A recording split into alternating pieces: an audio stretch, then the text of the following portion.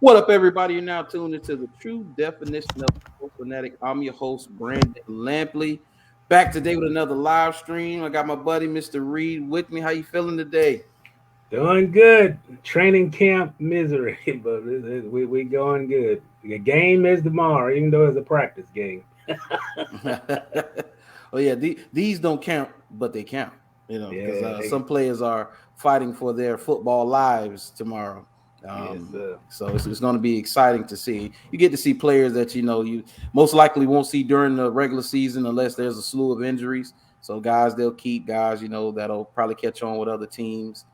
I saw where there's going to be a battle for that last couple of wide receiver spots. They said Yeah, because Jamal Agnew, Tavon Austin, and Laquan Treadwell is going to make it very tough for that last wide receiver spot. yeah. They've been very competitive. I don't think there's a lot of separation. I do. I think Treadwell is. I think he's the cream of the crop. If he's in that last group, I think he's done the more to separate himself a little bit. But that's practice, and Mm-hmm. I think that decision is going to be based on these three preseason games. And if he can shine in two of the three or all three, I think his spot is sealed. I think I think a guy like Cullen Johnson might be in Mm-hmm. trouble. You know, Think so? could be in trouble. Oh man, okay. So we're getting more into that, but let's start with the trade that happened right after we got off the phone. Seemed like, man, I saw a flash across the phone. Joe Schobert traded to the Pittsburgh Steelers. I didn't see what was, I can't remember what the compensation was, but I was just shocked to see that he was gone. But I wasn't too shocked because I remember talking to you, and you said very early on, before training camp at OTAs, when you saw the difference between the two, and you said that Joe Schobert is gonna be in some trouble. You said Yeah. that early on, and here we are.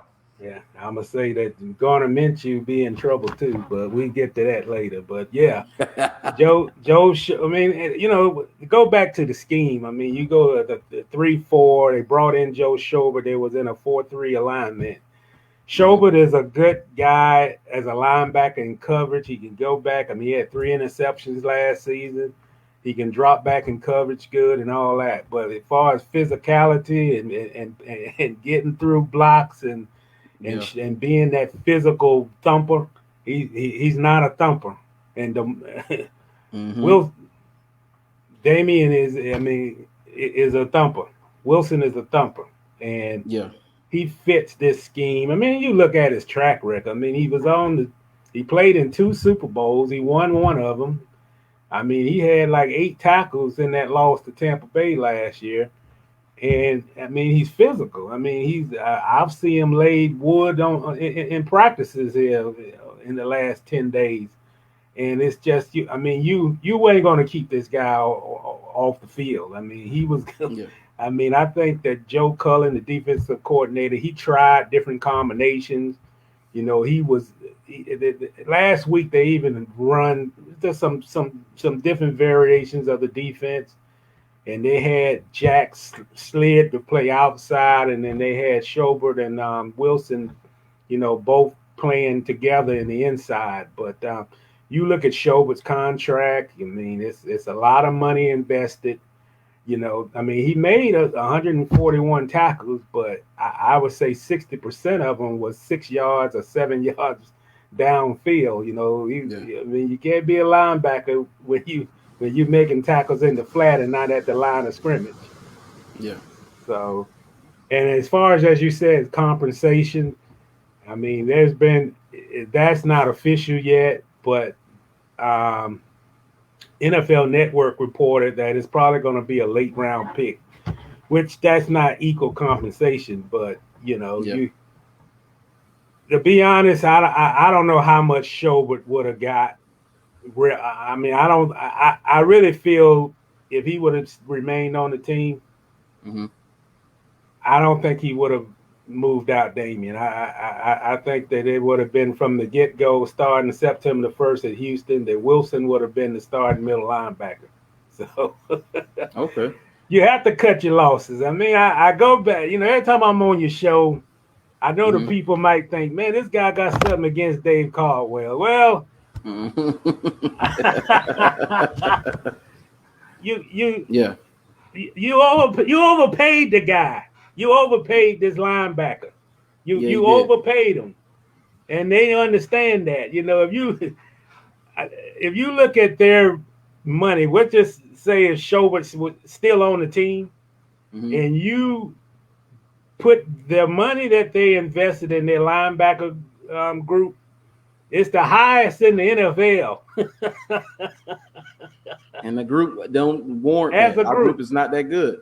And then you Group look ain't at the numbers. Look at the numbers. They were 30th against the rush. They gave up 30 points a game.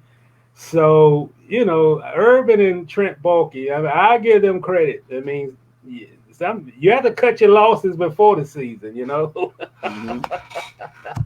So before you go any further, though, I got back by popular demand. You had called him out last week, so I got him on the phone. He in the building, Mr. George Webb. He talking trash already. So he must be talking about them trags. He talking trash already. Oh, wait a minute. This the Minshew guy? No. Yeah, he was talking trash, but he a Patriots fan. He called me while the Patriots playing last night. Tomorrow, you see us, we look good. I say, come on, it's preseason, man. The starting quarterback didn't look good. Yeah. Dude, he running for his life. Chase Young is an absolute monster, man. Yeah, well, put it on the agenda. What we discussing? Let's have a debate. Nothing wrong with having a good debate. Oh yeah. So Trevor Lawrence is better than any quarterback that the Patriots got on their roster right now. I'm sure you agree with that. Hey, and I told him, you hearing the early reports about Zach Wilson? It's not good, man. It's too early to tell, but just the fact that I've been hearing it more and more about him just not looking like a number 2 pick, and he's not what people thought he was.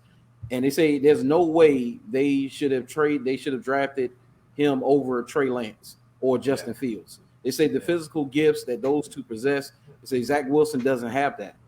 But hey, Brady didn't have many great physical gifts, and he ended up being the greatest of all time. So it's too early to tell. I can't write him off just yet, but early, it's not sounding good early. I will say that.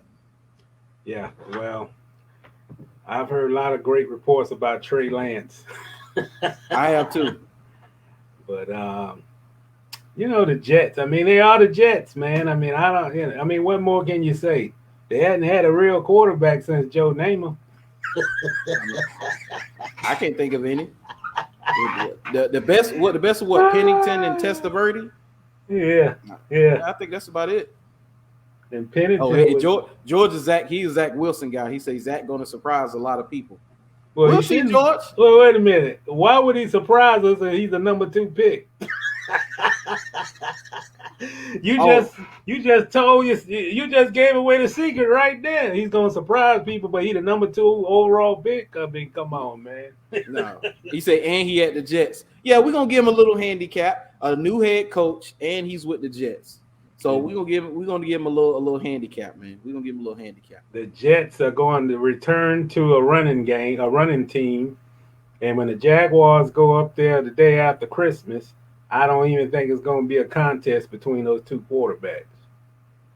Yeah. He I don't think so. He can't do the things that Trevor can.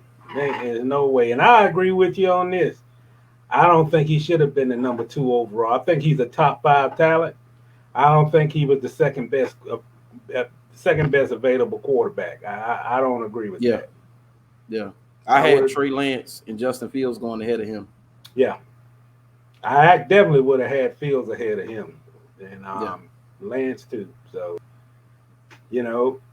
I hope he shock a lot of people. But, man, it's hard to shock when you're the number 2 overall pick for the Jets who needed a quarterback. Yeah. So. You talking about, man, what kind of football you watching? Dude, come on. I told you I'm not on the Zach Wilson train. I haven't been on it. He's a talented guy, of course. Yeah, he's top 5. He's top 5, but he's not Trey Lance. He's not Justin Fields, man. The physical gifts is different. And then Trevor Lawrence, I mean, he's just come on, man. No. The fact that it was even a debate between Trevor and Zach Wilson, no. Especially what I've seen so far.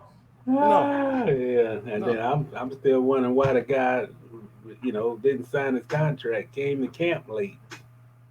Why? No. Why? Some Yeah. language in the contract that don't even matter. Yeah, so he doesn't have any help at the Jets. Well, that's on the Jets. The Jets got to build around him. Yeah. Well, he's already singing the preachers. I mean, he's already singing what he's going to be saying in December and January. Oh yeah, he didn't have talent. That's why he went from top 5 quarterback to the bottom of the league in passing percentage.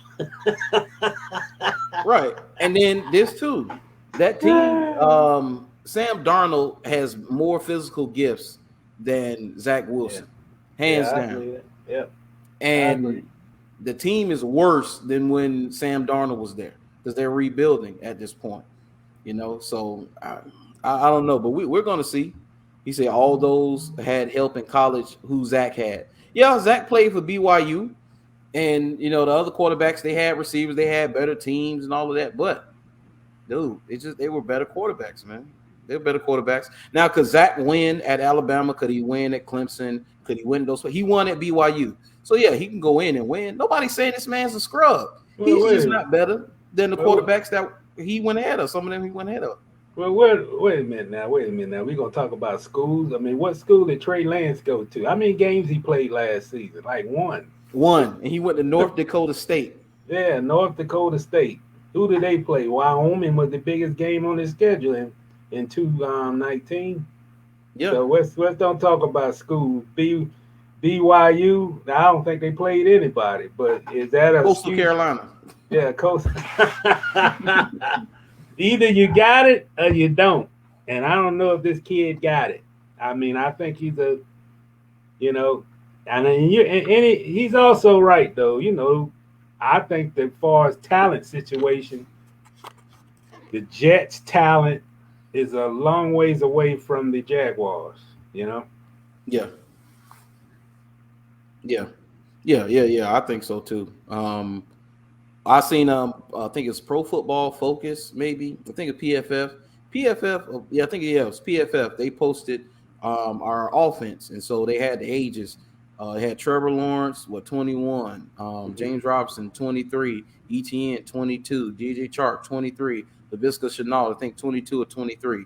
They said the Jags offense is set up for success for a long time. Oh yeah. They got to get the defense set up though. That's a concern right there. I was telling George that same thing. I said, the concern is defense, George. I said, we're going to be able to score points. I see that already, just in what I've seen from the practices and the few videos and the scrimmage Sunday that I went to. We're going to be able to score points. But defensively, we could score 30, but we may give up 40. Like that's going to be our issue. Yeah, the defensive line, if they get an injury, that's going to be devastating. So, and right now, I do have concern about the offensive line. I mean, Andrew Norwell is still injured. We got an elbow situation. He's not playing tomorrow, which didn't really make a difference for the first preseason game. But my only question is about the offensive line. If they have one injury to Norwell or Cam, I don't like the backup guards that they have on the team. I don't put my trust in Pleasance and whoever else they got there. I mean, Shatley but Shatley is fine. I don't think I think Shatley is a better at center than he is as a guard. Ben Barch, I've tried to look, and I'm still searching. Is he improved any from a year ago? I still see the same mistakes with his footwork, and he just overall strength. He initial block, and then he stopped. Mm-hmm. And I just think that, and it's on a totally different topic, but I just think, boy, they got a good looking offensive line as a starter with the Walker Little probably as a swing tackle. But boy, if they get an injury, it ain't gonna be good. Just my opinion. Yeah. I mean, that last year. So the team last year was, it was a worse team than the year before, but the team was okay. I didn't expect us to go to the playoffs and win 10 games, but I expect us to be competitive. Which in most games we were competitive. We know we just couldn't finish games. But what started our slow descent after the Colts game was injury after injury after injury. You had a team that already wasn't that great, and then it got injured. It got worse and worse and worse. I told you that stat I saw where they said players used during the season. And I think Tampa Bay and like Green Bay had only used like 62 players on the low end. And then the teams who were bad used up to 92 to 94. Jacksonville was at 93 players used last year. Yeah. So you're not going to win many games if you got guys from the YMCA suiting up. Yeah, that's basically what it was. What they had how many different kickers? They had 6 different kickers. Oh, the DBs. Oh yeah, man, the DBs. They literally signed a guy off the street, and I want to say like it might have was week 13 or 14. Literally signed him off. And he played against Cleveland. Yeah, I think I remember you talking about. I can't remember his name. Boy, and look at Chris Claybrooks. I mean, he was like, okay, we drafted this guy to be our punt returner and kickoff returner, and they had so many injuries they had to start him at quarterback. Yeah. Mm-hmm. Yeah. So. Oh yeah. So yeah, it's crazy, man. I just hope we don't have any major injuries, man. I hope we can stay healthy. They say, but like you said, that it's a good sign that we haven't had the injuries we had, especially last year. You say not many guys are on the list with soft tissue injuries. Yeah. They went through a very rigorous camp. You could tell a lot of guys came back and they look like watching them Sunday at the scrimmage. It's a lot of guys. They look like you could tell they put in the work. James Robinson looks good. Yeah, he looks really good. DJ Chark put on that weight. He looks good from when I saw him in training camp. And just who was it? I think Manhurts. I was looking at Manhurts. I say, man, Manhurts looks pretty good, man. I say he may end up starting. James O'Shaughnessy looks good. Miles Jack was always, he was always a great athlete, but Miles Jack, everybody looks like they look like they're fighting for their job is what they look like. They look like we got a new regime. Nobody has any faithfulness to us. So it's either get with it or get gone. Everybody came in knowing that you got to show Urban Meyer and this new staff that, hey, I'm here to be a part of the rebuild. Yeah. And that's what everybody looks like they're ready to go. And also, go back to the trade last night. I mean, we've been saying this for a couple of weeks. I mean, he doesn't have attachments to guys that he didn't draft. He doesn't. Yeah. I mean, he does have attachments to the, Jihad Wards and guys that they brought in free agency, but he don't have any attachments to these guys that they spent all this absorbent amount of money, and they're not getting the results at the end. And I think the message is the message to the team is sent to the veterans that if there's a guy that's better than you and you don't serve the purpose to help me win, you expendable. And that's just basically what Joe Schobert was. We're not going to pay you $7.3 million and eat that off the cap, and you're not going to get starter reps. Not going to happen. And I think I actually think more trades going to happen. And we got a segment on Minshew because I really feel Minshew is not going to be here by week 1. I think this is all part of the sale to raise his trade value. Yep. And I think that he's gone. I don't think he fits with this team. I mean, I think he's a great guy.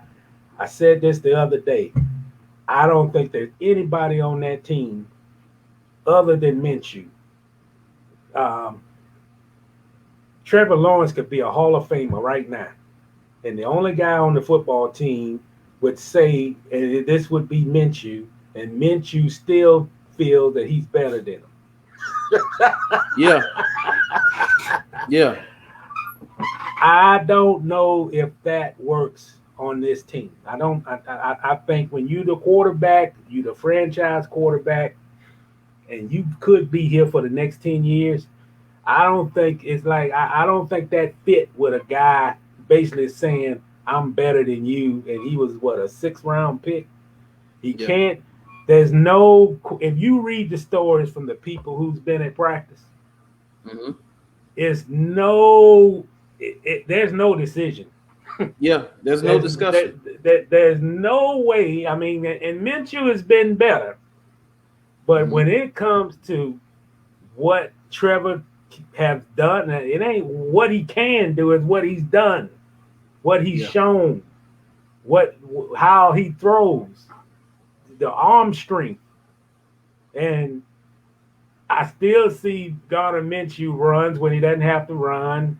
I see him can't make the tight window throw 50 yards downfield. He can't do that. Yep. And he holds this is his biggest flaw. He holds the ball too long. That's why he has to run a lot. Yep. Because when the guy breaks, the ball isn't there. But when they run the same play, they go back-to-back possessions, they run the same play, and you see Trevor the ball 1-2 0 0 1 0 0 2 ball out his hand, completion. With Minshew is 0-0-2, 0-0-3, 0-0-4. The guy broke. He's no longer open, so he takes the ball and run with it, and that's who he is. That's the difference. And there's no, I call it as I see it. There's no way in the world that he should be equal. He should be sharing reps. There's no, and I understand. You want to not put a lot of risk on Trevor right now for a meaningless preseason game. But come on, man. There's no comparison in talent between those two players. And that was done but maybe the second day when Gardner Minshew went on that podcast and talking about he doesn't do this, and he, by the second day it was clearly the competition was over. Yeah, and you just look at the people who came to camp. Brian Baldinger is famous for his breakdowns, and he breaks down a lot of film and different plays and stuff. And he's been working. I think he's been doing the NFL Network thing he's been doing it for a minute now. Him, Bucky Brooks, and I can't remember. It was one other one came to camp. And every report I've seen from NFL Network reporters, ESPN reporters, CBS Sports, Fox Sports, you name the reporter, everybody has said the same thing. Trevor Lawrence is the real deal. Yeah. They say Jaguars got him one. That's what it is. Everybody said the same thing. Yeah. And he talking about you crazy. He ain't going nowhere. George, Minshew's out of here. Talking about you supposed to have confidence in yourself. That's practice, man. Y'all stop. Come on, you talking about Minshew now, he's man. He's supposed to have confidence in himself, but he thinks he's better than Lawrence. How can you have confidence in yourself and you think you better than the number overall pick? Do you know if Minshew starts the season in Houston, the Jaguars are going to be the laughing stock of the league? How in the world would you have a guy who went 1-7 as a starter last year? He essentially, he's better than he was a year ago. I'll give him that. He's had a pretty decent camp. But you don't draft the number 1 overall pick. If you go back in history, rarely will you find a number 1 pick start the season on the bench. Yeah. Baker Mayfield is one of those, but it's and based on what we saw in those practices, it's not even close.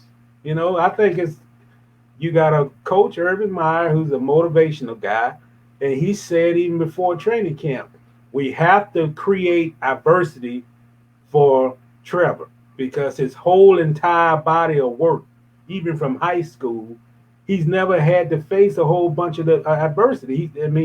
He's that good, but he doesn't take it as I don't have to face adversity, so I don't have to work. It's not like that.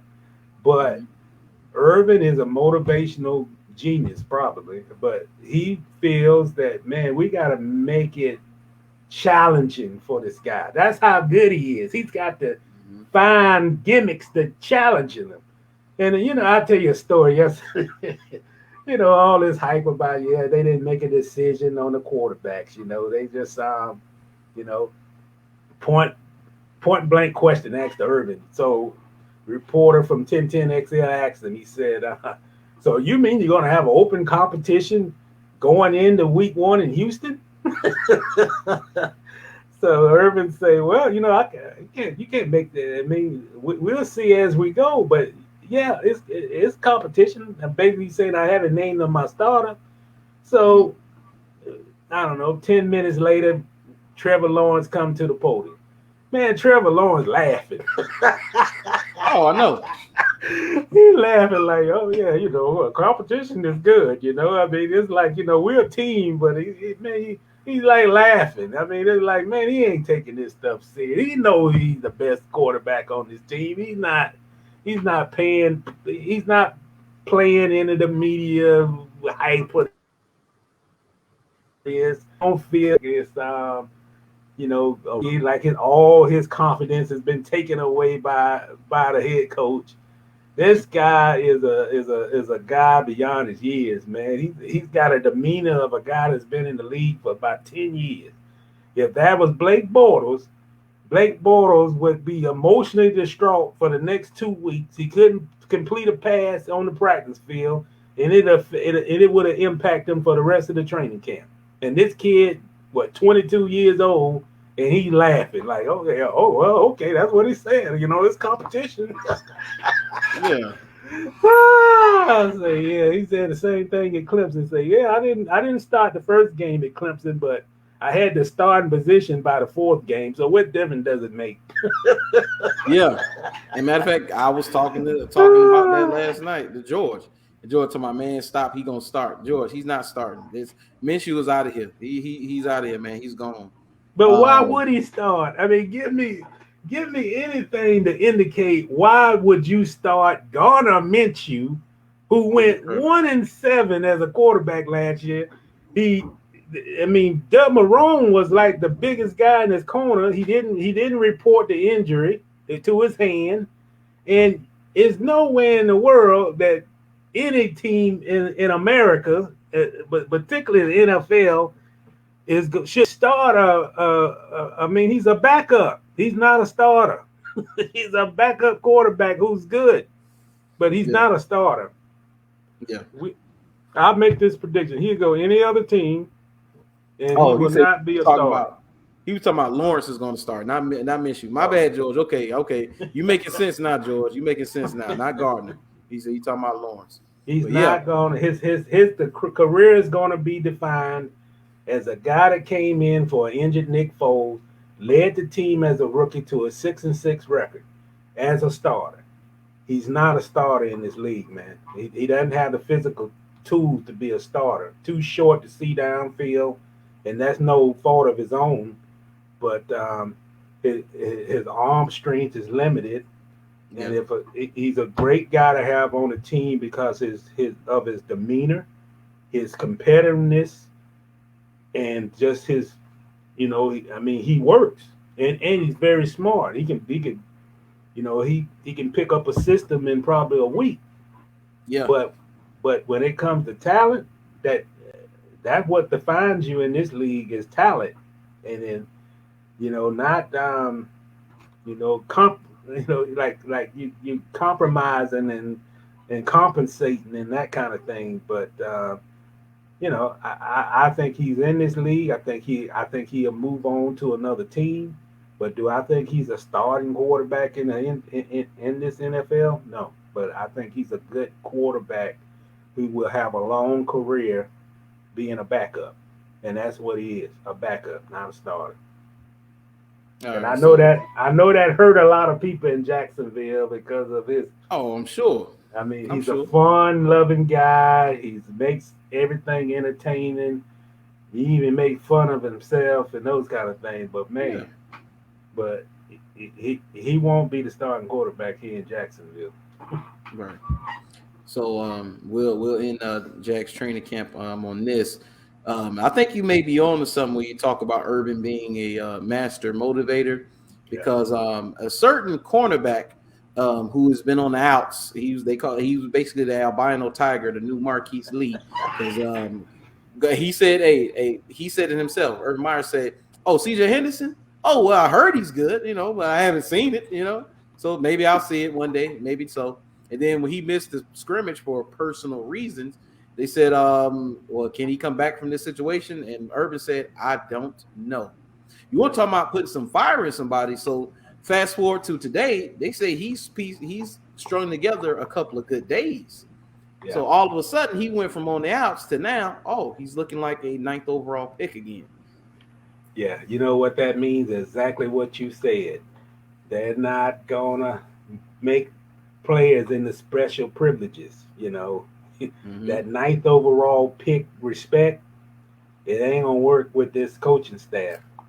And I tell you, he should be thankful that Charlie Strong believes in him, because that cord would have been cut. I mean, basically on the record, Charlie Strong told Urban Meyer that we can't give up on guys. We have to work with them. We just can't push them aside.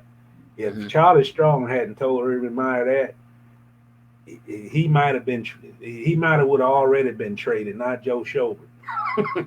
And I think I said this before. Urban is a guy. He cares. I mean, he gains the respect of the players because of the things. You always gonna gain respect when a guy says, particular head coach say, "I'm gonna get this for you guys. We're gonna get this for you. You're gonna feel like you're in a first class organization." And you look 2 months later, everything that this guy promised is there. That's how you gain respect, because there's no other boss in that building but Urban. And when when you know that this guy, the head coach, got ultimate authority, if he said you're gonna be on the outhouse, you're gonna be on the outhouse. You can't go to the assistant coach and, "Hey man, talk to me, talk to this guy. I know you got some input on." Only one got input in that whole building is Charlie Strong.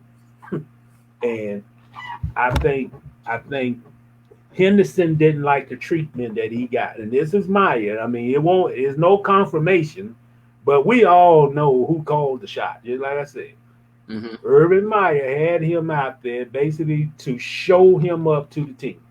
He had his trainers shadow him every move he made. He was stretching on the field, and then he put that exercise bike about 3 feet from the end zone, and all of the teammates, when they run toward him, they were looking at him and basically the message is this: man, we out here. Don't let me say the wrong word. We out here in 97-degree temperature, and we don't know where you at, but you're not here.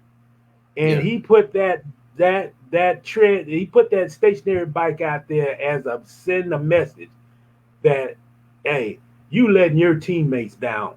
Look at them. They working. They sweating. I mean, they in this heat, and you hadn't even, before last week, hadn't even went to practice 2 days in a row back to back. And that was a message. And from what I heard, he didn't like that. He didn't like that treatment. He didn't like having, put on display of basically being in timeout. And he didn't like it. And that message was sent to Miami up to Jacksonville. But it's a new sheriff in town, man. This ain't the Marone era no more. Yep. And this ain't the era where you just a top pick and you look on the depth chart. Ain't nobody better than you on the depth chart, so you can make your own rules. Because I tell you what, man, if Jalen Ramsey was still on this team, I don't know if he can deal with Urban Meyer. I mean, I I think it'll be a blow up. It'll be something would go on every day of the week. I don't know if he. I don't know if it would have worked between those two because they both about the same person. Um, I, Prideful, yeah, prideful. You know. I don't know. You would think that knowing because like him coming here, Jalen is would have been a 3-time Pro Bowler like Yeah. he is now. He would have had his big contract. He would have had his money. He's a Yeah. tireless worker. I mean, I don't think that what could Urban have nitpicked on Jalen about to No, get him under his but skin? but it wouldn't have been nitpicking. It would have been Jalen. We want you to be the verbal leader of this team. Jalen is not a verbal leader. He'll be a leader, but it won't be verbal. He's not gonna tell a Okay. teammate what to do. If Jalen feels like, man, we done this, how many more times we have to do this drill? I mean, what are we trying to do here? We've done this, we did this, we done it. When Marone had those guys and those pads like 6 days in a row, who do you think was the most vocal person in the locker rooms like complaining? It was Jalen. Okay. And it was Jalen. Yeah.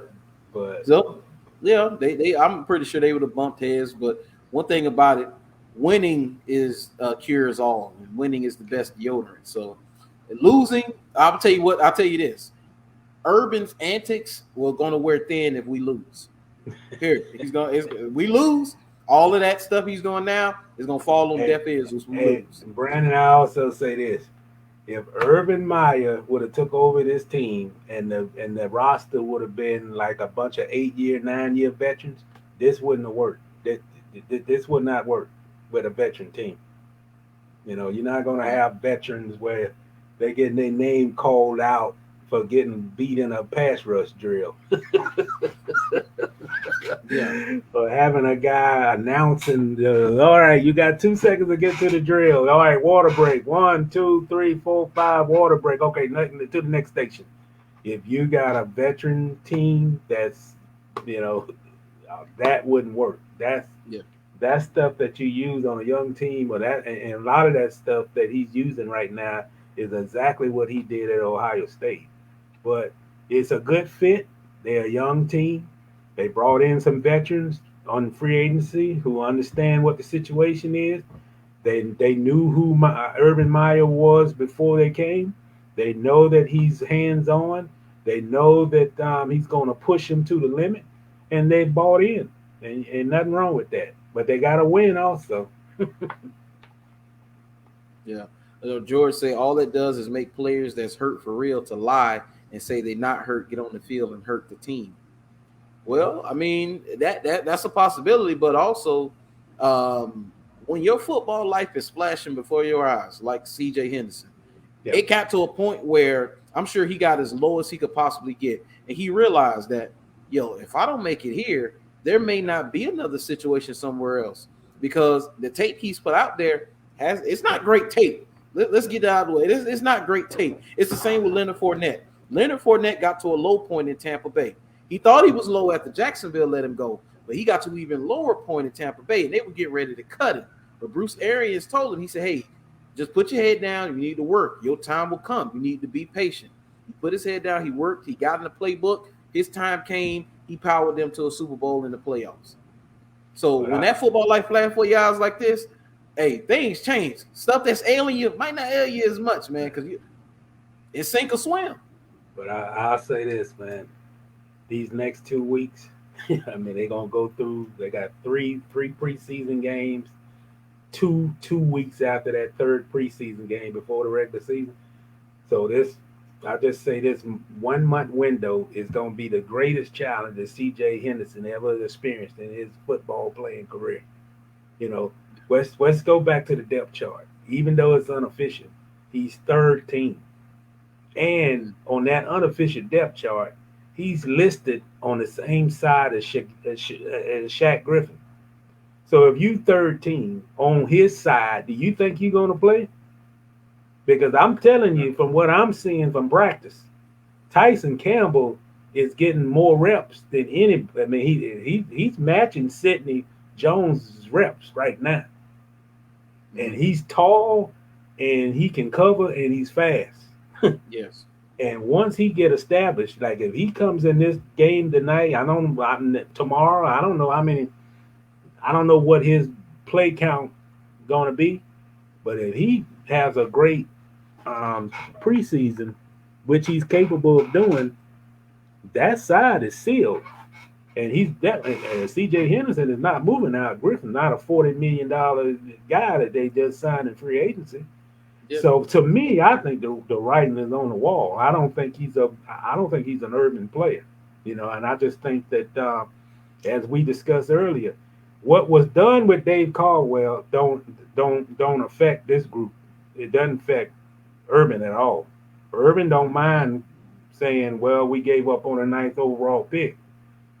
It don't mind that we paid $53.7 million for a middle linebacker, and we probably gonna get a 6th-round pick in exchange. It don't mind. They didn't make those mistakes. Yeah. If he can't help me now, I don't have no need for him. And it's looking that way with CJ. Now, if things can change, but because this kid he's an athlete. He can play, but it's the mental focus. It's the question of an NFL football player in his 2nd year. Now that's the difference of an NFL player in his 10th year. But if an NFL player in his 2nd year, and the question right now in Jacksonville is, do he love the game? Do he love the game as a 2nd-year player? I mean, yeah. And that's not an Urban Meyer player. If you can't do nothing, you may not have talent at all. Let's go back to Tebow. Tebow is the last person right now on the depth chart, realistically, at tight end. Even though they don't list him that, he's the last guy on that depth chart at tight end. He has done less than any of those other guys out there after 2 weeks of training camp. But you know why he's out there? Because he's going to bust his tail. He's going to do everything he can, even if he don't have the talent. He's going to give 170%, and even if he doesn't make it, you can never say that he doesn't love the game. Yeah. But when you got a guy as talented as CJ who don't even realize his talent, he's probably the fastest DB that they have on the team. And then you have a guy who just don't show no emotion. I mean, if you love football and you see that you 3rd team and you may not have the possibility of moving up to a starter, that in itself is enough to light a fire. Hell, he should be fighting guys right now out there. Yeah. And I'll give you another example. There was a play yesterday where Jawan Taylor was on the field, and they working Walker Little on both. They working them on Jawan's side, and they working them on Cam Robinson's side. When Jawan went back in there to get his rep, he pushed Walker Little out of the way. He just literally pushed him away. Yeah. That's love for the game right there. Because basically he said, look here, man, you might can beat Cam, but you're not going to take my position without a fight. Yeah. And this kid right now, CJ, when I'm watching them on the sideline and I'm looking at Tyson Campbell get a pass breakup, I don't see anything. I don't like hell. Raise it. I don't see him raising the hand. I need to get in here. I don't see any of that. Yeah. And you gotta love this game at this level. If you don't love it, you ain't gonna be in this. You won't get a second contract. I promise you. Oh yeah. Jakari Johnson in the building. Hey, Jakari, it's been a minute, man. I ain't seen you, man. I know you're working. I know you're working hard out there. I think you say you're in Texas. Yeah, I know you're working hard out there. When I get the YouTube popping, I'm going to make you a moderator, man. So people in there talking trash, go ahead and snipe them out for me. I appreciate you, Jakari. Jakari has supported me since the beginning, man. I always have love for Jakari. He supported me from the beginning. But Jakari says Colin Johnson is going to make wide receiver cuts tough. We talked about that, Jakari. It's a four-man race for the 6th spot, because they say DJ Chark, Laviska Shenault, Marvin Jones are set in that 3. Yeah. And they say Jamal Agnew is going to be most likely our punt returner and kick returner. He's going to be our return guy. So he's going to make the team. So now you're looking at maybe 2 spots where Tavon Austin, Laquan Treadwell, Colin Johnson, and who else? Who else is on the team? You got Cooper, Farrell Cooper. Oh, Farrell Cooper. Yeah. I mean, it's going to be tough for those last 2 spots because like teams, they say teams usually carry 6 wide receivers, 4 positions pretty much set in stone. 4 guys fighting for 2 spots. It's going to be very tough. I don't know if they would get Jalen Kemp unless they put him on the practice squad. Jalen Camp. I forgot about Jalen Camp. Yeah. So yeah, I don't know, it's man. going to be hard, man. Yeah, but that's what hard. makes it. It's a good problem. You got a lot of receivers. It's a good problem to have. It's a good problem to have. Yo, before we move on, I seen the 1010XL posted on Twitter. It said worst GM in Jags history. It's a picture of Gene Smith and David Caldwell, and overwhelmingly we know who it is. It's Gene Smith. It's not even close, man. Dude, they talking about Gene Smith drafted a player from the Colorado School of Mining. Like, Gene Smith was getting guys from nowhere state. Okay, Gene Smith is absolutely the worst GM in Jaguars history. Dave Caldwell gave us some gems. Gene Smith left us nothing, dog. Well, I'm glad I wasn't in Jacksonville then. It was a bad time. Because I think Dave Caldwell is one of the worst GMs I ever seen in my life. Gene Smith beats him, man. As sad as that is, Gene Smith beats him. Let's say Pete Lawson says, what you feel about the O-line? Oh, yeah, we talked about the O-line. We worry. Yeah, I'm worried. I'm worried when you don't have Andrew Norwell, who probably needs all the reps he can get. He's not going to play tomorrow against the Browns, even though, I don't know how much the offensive line played, but anytime I got Trevor Lawrence on the field, I want my starters in there. I don't want a backup at any of those spots if I got my franchise quarterback on the field. And right now, one of those spots, Norwell is not going to play. So, So, and then like you say about the backup guard situation is not great. So if we have an injury, it's not looking good, Pete. I don't know what they're going to do. If they're going to find somebody, make some trades. I think it's going to be more trades, like you said. I think Schobert is the first of a few trades I think they're going to make, and they're probably going to make some in season. And I say this on your show, man. I'm not bashful. I just share opinions, what I feel. I'm not a big fan of George Warhol, their offensive line coach. I don't know. I just think he's old school. I think it's a new school league.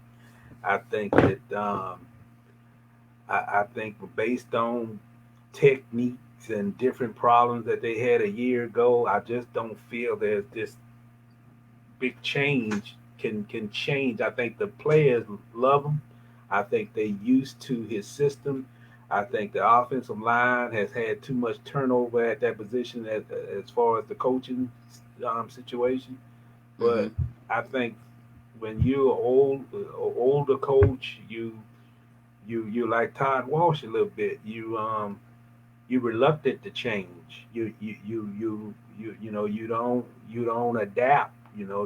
It's your way and no other way.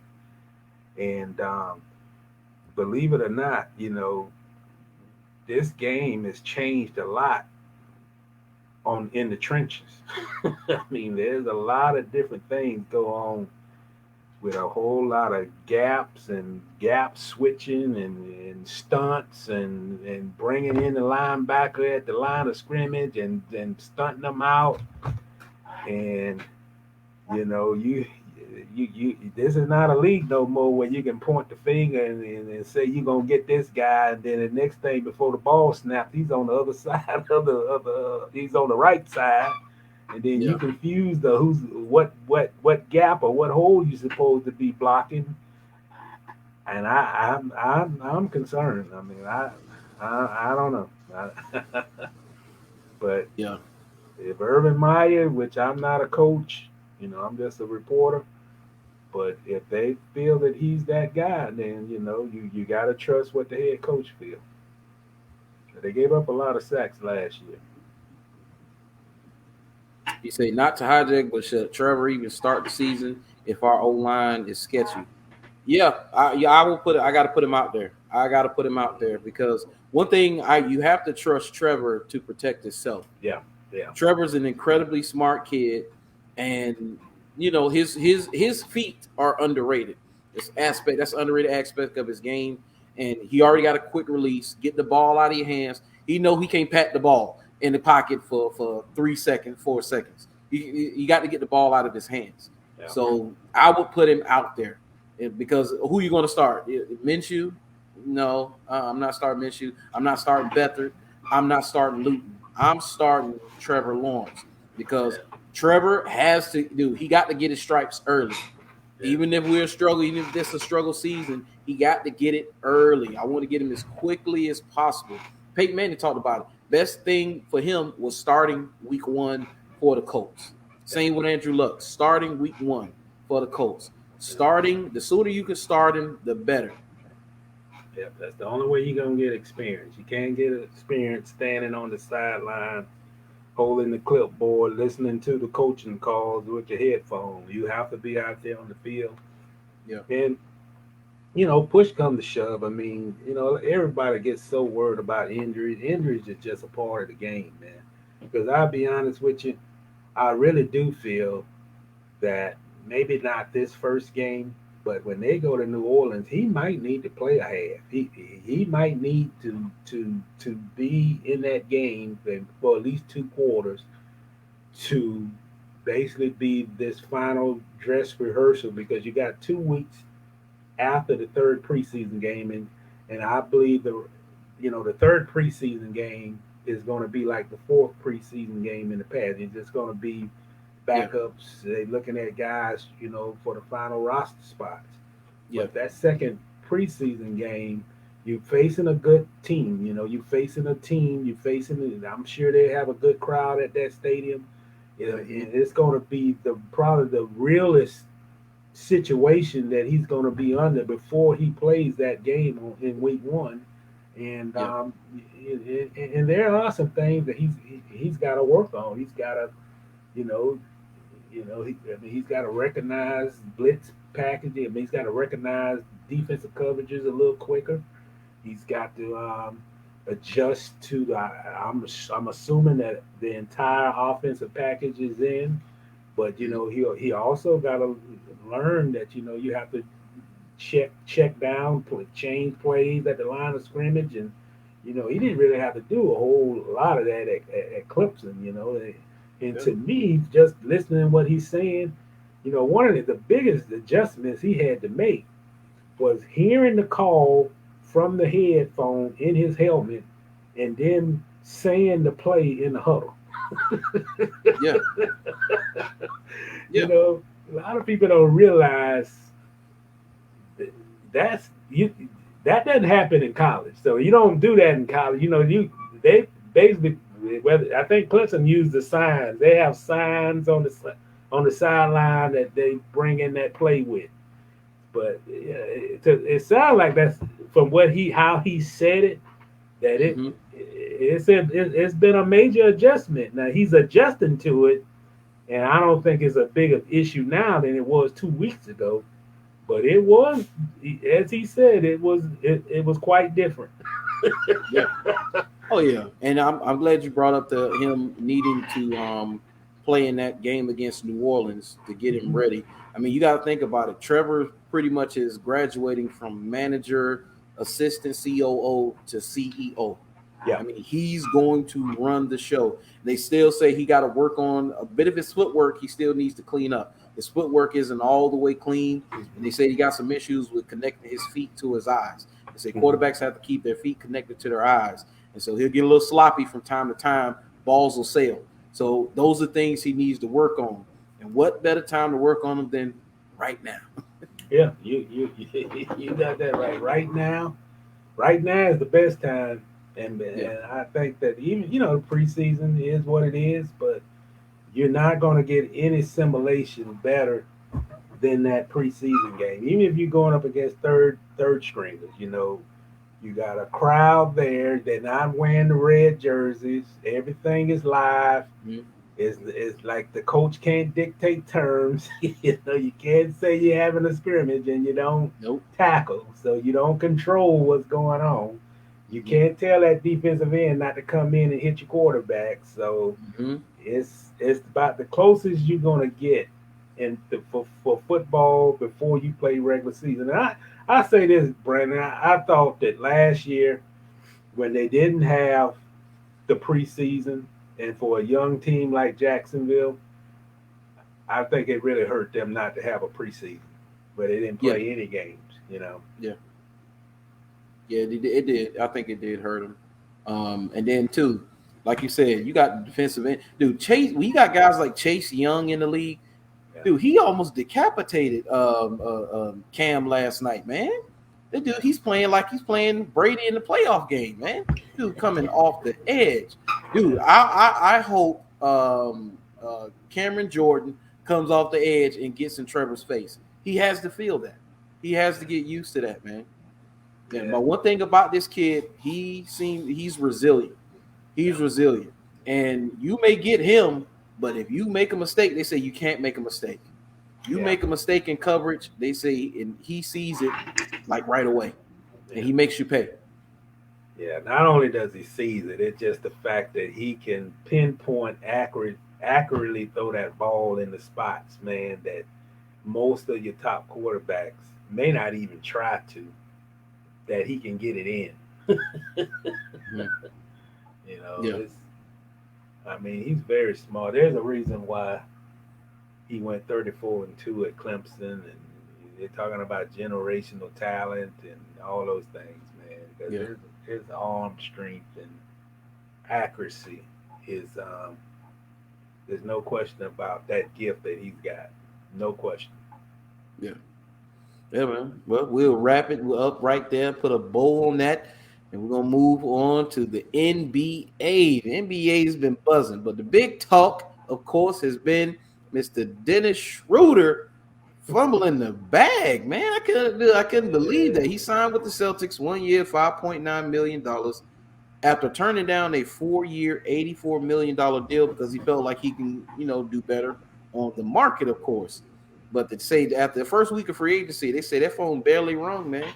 And Yeah, they say he was kind of in a state of shock that he wasn't getting what he thought, I guess he deserved, or what he thought his talents could bring him. But looking at the deal for the Lakers were going to overpay him. yeah, They were going to overpay him, but they was going to do that so they could secure him for the future because they thought that he could keep taking it to another level. They pointed out one of the things they pointed out too in between games 4 and 5, pivotal games in the Phoenix Sun series, he had a stretch of 3 of 22 shooting. yeah. Yeah, I That's remember. just it's not good, man. That's not good. Now he's a great defender. They call him Dennis the Menace. You know, Drew Holiday has cemented himself as the best two-way player in the league. He's the Yeah, best defender in the league. Period, man. Drew Holiday, they got a meme of him and his three Drew Holidays around the ball defender. That's what it looks like, man. It's ridiculous. But Dennis Schroeder can play defense very well. It's just that he overplayed his hand, man. Betting on yourself is one thing, but understanding the market and knowing that, and I'm pretty sure when he saw the Lakers' numbers that they were going to give him, he was like, "Man, if they're going to give me that, I can get more on the market." That's a normal thinking, but dude, you were getting overpaid with the Lakers. yeah. Well, who is his agent? I think that'll be the first one we'll have to go. Yeah, fire the agent, You gotta get fire a the new agent. agent because you don't. I mean, let's be realistic, man. He may not never get a 4 year, $84 million contract ever. Ever.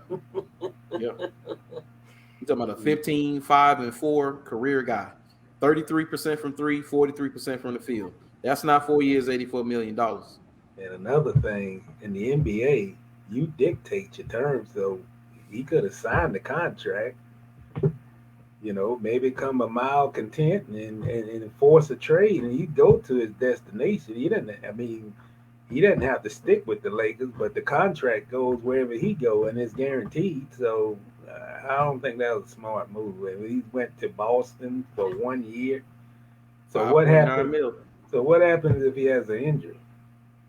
or it just doesn't work out well in Boston, and then his his value on the open market can fluctuate. I mean, I'm not. I mean, look here, Boston got a new coach. The coach is now the GM.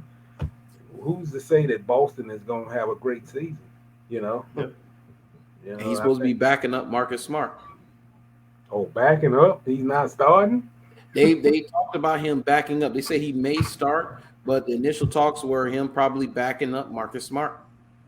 Why would he even do that? I mean, why would he even go to Boston to take? I mean, well, the old leprechaun's still out there, Yeah. Well, they say huh? Isaiah Thomas is they say he's finally healthy. Yeah. They say he's finally healthy. He scored 81 in a pro-am game. I think it was a couple days ago. And he was basically emotional about it because he said his quick twitch muscles and his speed, his lateral agility, he's finally got it back. It's took him a long time to get back. And dude, he had they say his hip injury was almost as devastating as Bo Jackson's. You Yeah. know, that ended that ended his football career, and he wasn't the same baseball player after that at all. So he's finally back. They say Lakers have interest in Isaiah Thomas and bringing it back as well. So Well, Brendan, I say this. This is another indictment for the NBA team I used to cover, the Pelicans. If you're gonna have him on your roster, nurse him through the injury, and then all of a sudden just cut ties like he's a coal and get rid of him. Why would you even do that? right, I mean, you gotta nurse him back to health. You got first option on what happens. So the first thing he's gonna say, he gonna go find him a team, and he's gonna be back to being the same Isaiah Thomas he was before, and and he's done it at your expense. I tell you. yeah, yeah. You're right. You're right, man. You You're have to right. get GMs in these jobs that know what they're doing, man. There's a lot of them don't know what they're doing. Yeah, yeah. Yeah, but I think Reggie Jackson overplayed his hand, man, and say he had this kind of a cocky attitude, which I have no problem with cocky attitudes. I want you to believe in yourself, and I want you to believe you're the best every time you step on the field or the court, or wherever you play in, or the boxing ring, wherever. I want you to feel like you are the best. They say, but maybe cocky. He was a little too cocky. Let's see what Pete Lawson say. Pete Lawson say the Celtics will be 6th seed at best. Yeah, yep, they that. If they that, man, the East ain't no punk no more, man.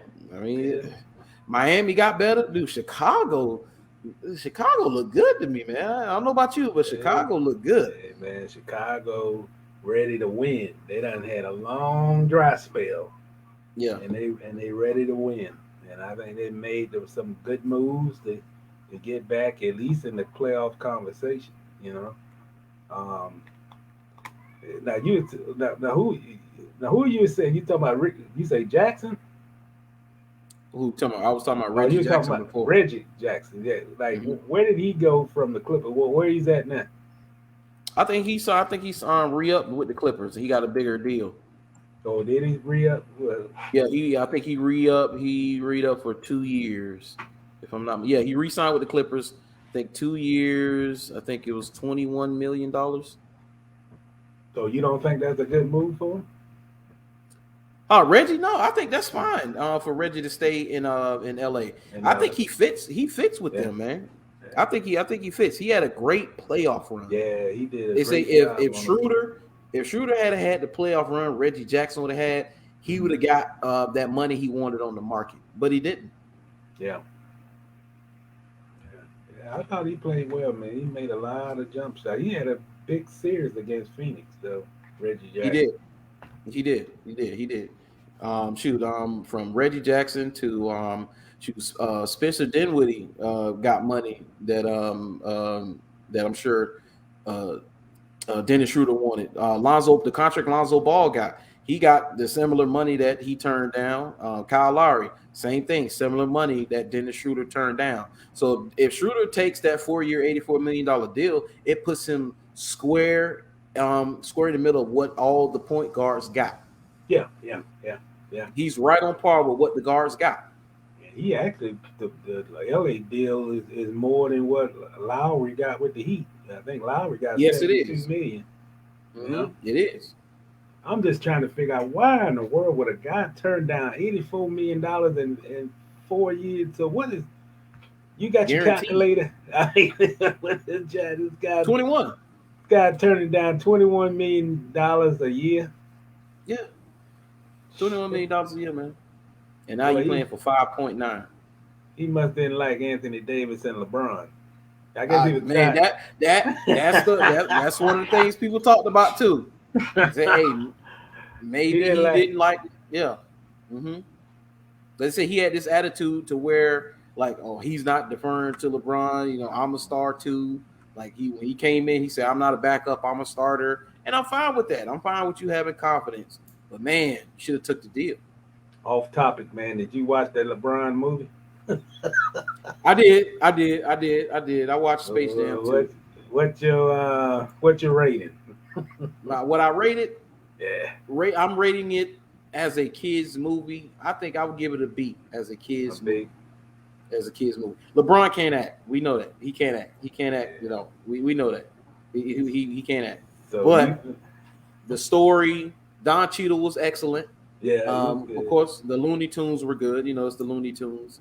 Yeah. I like the Lil Rail with him and Ernie Johnson. They were hilarious.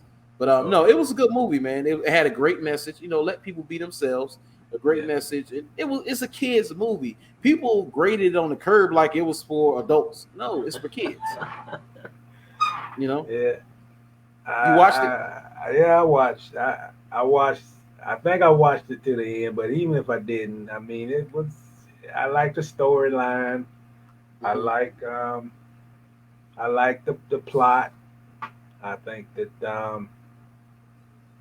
I didn't have any issue with it. You know, I don't think and I agree with you, man. I think that there's some movies, particularly the kids' movies, I don't think you have to be a critic just to be a critic. You know, I think some of these guys just, well, let's just trash it. Let's just cut it down to shreds because he's in it, basically. You know, that's it. Yeah, that's it. Yeah, if let's see, who else would have been it? Let's say if this was Kawhi Leonard, they wouldn't have trashed it the way they trashed it, man. Kevin Durant, if it's Kevin Durant, they wouldn't have trashed it the way they trashed it. You know, the Uncle Drew movie was incredibly corny, you know, but they didn't trash it.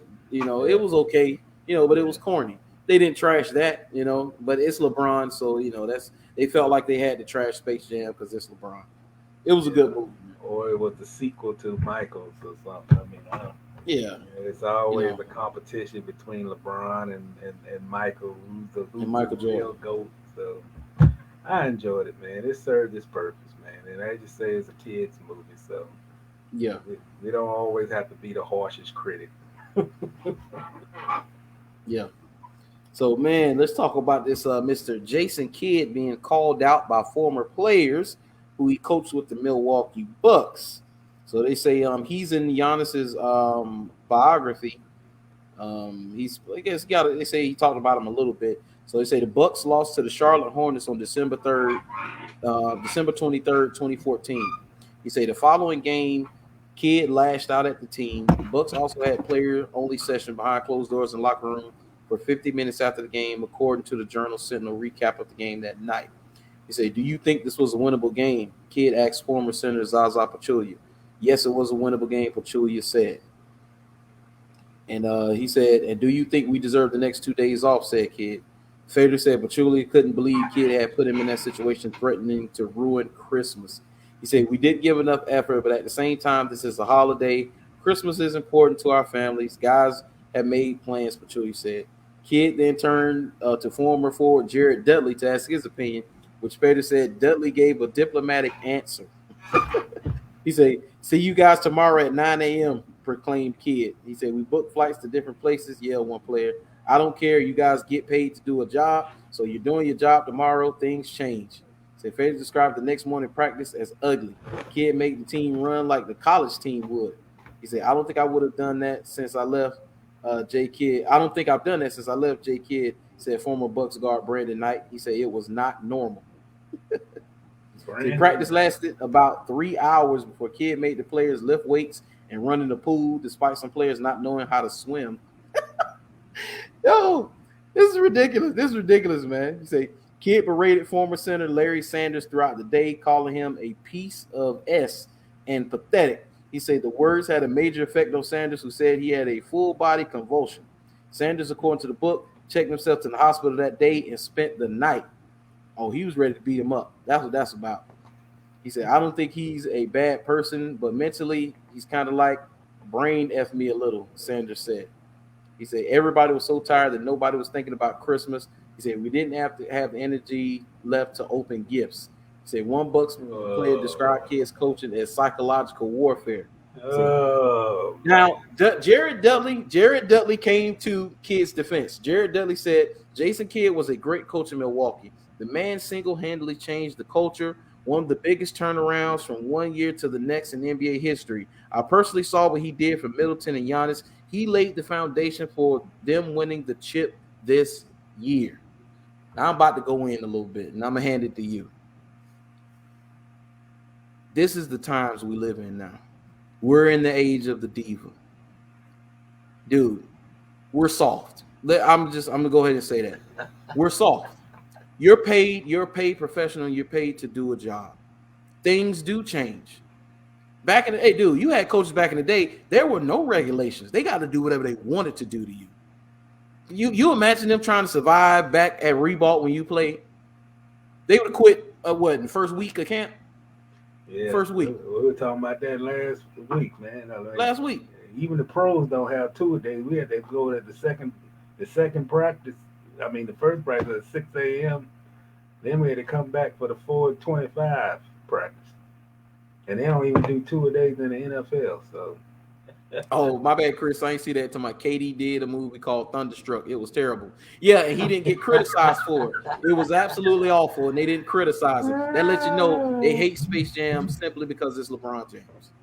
That's all. Yeah, I'm glad you said that, Chris.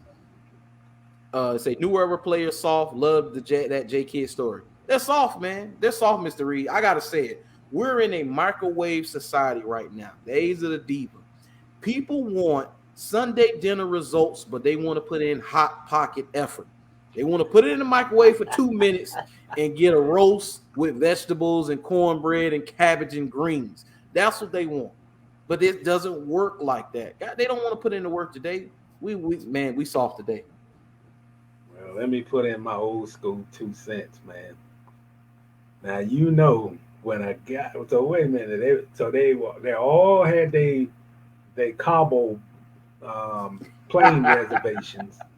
Basically had to get rid of that, which is why they were upset. Oh yeah. But you know, another thing, young players today don't go back and look at history. They don't appreciate history, and they don't regard what the older guys did as much. You know, it's almost like they're, you know, that's beyond their time.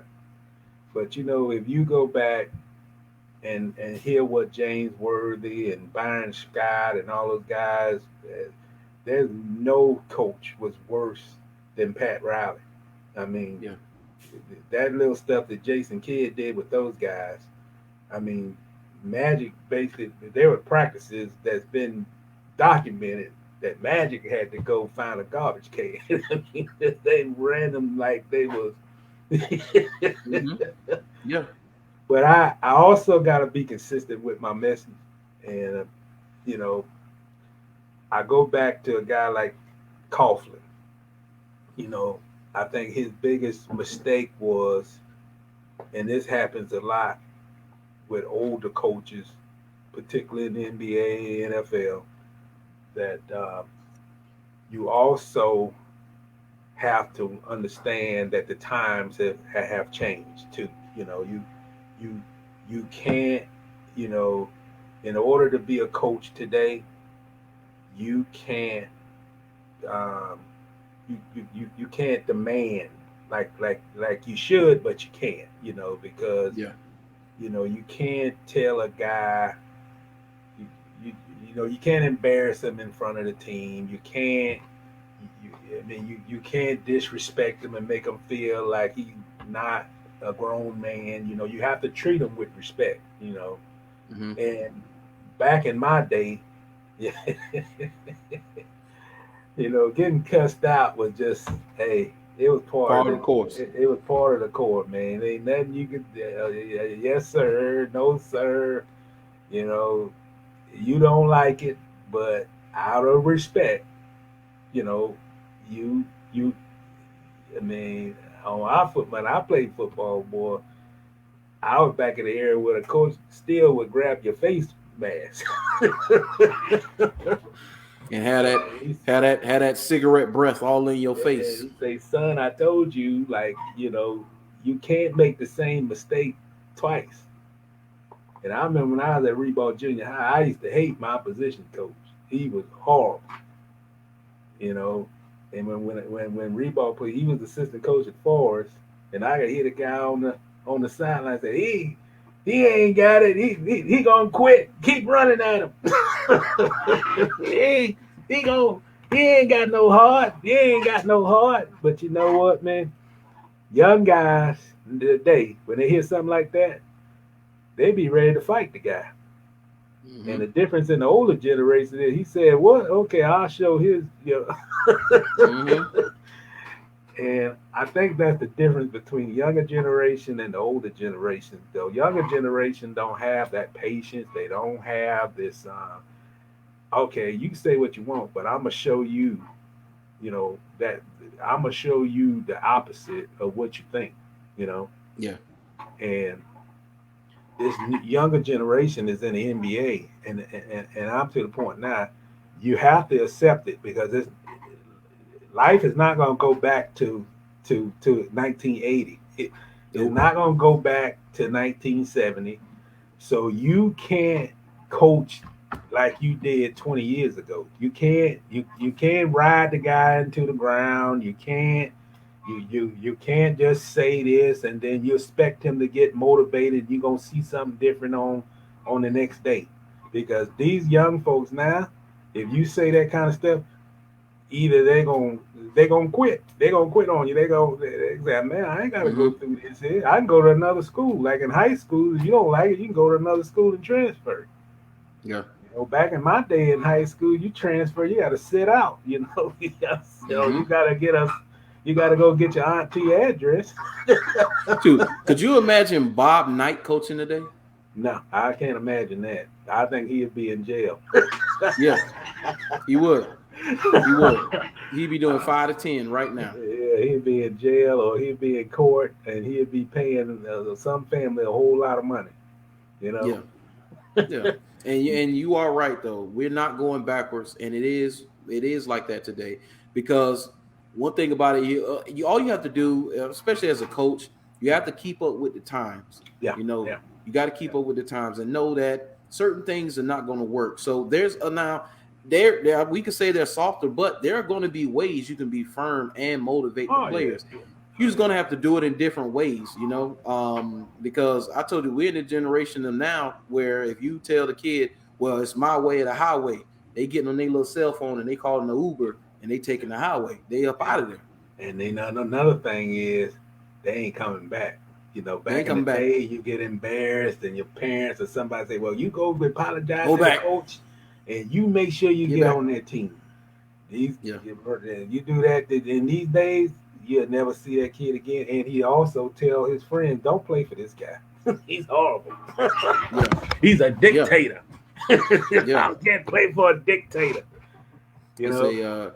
Chris said current coaches have to balance the art of give and take, and players have to recognize what's being given to them. Yeah, Chris. Yeah, you have to recognize it, and it's an art. It's an art, just like Urban Meyer. Urban Meyer understands that C.J. Henderson, because like it's either you give him a pat on the back or a kick in the pants. Mm-hmm. Some players you got to pat them on the back, or they're gonna shut down on you. Yep. Now, I when I coached with those 3 years, I saw it. You got kids just emotionally, they can't handle hard coaches. So you got, hey, come on, man, it's gonna be okay. I got to motivate them, pat them on the back. Other players, like, hey, you need to get it in gear, or you getting off my team. Yeah. So Urban Meyer understood that C.J. Henderson needed a kick in the pants. He wasn't patting C.J. on the back. And what happened? C.J. responded by putting together 3 of the best practices he done had all season, all season. And it's also good to have a good cop and a bad cop on your staff. Yes. And Urban has that with Charlie Strong. Charlie is a guy that can take you in a room and he'll sit there and listen. And then he'll tell me, say, man, let me tell you something. You got the greatest talent in the world. We know that you have it. We want to bring it out of you. We're going to coach you hard.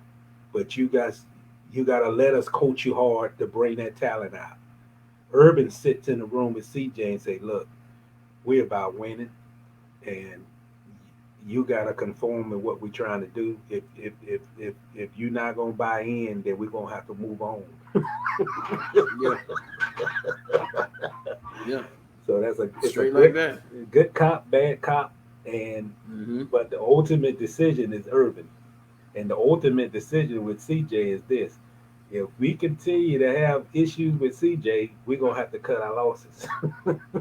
Yeah. That's basically it.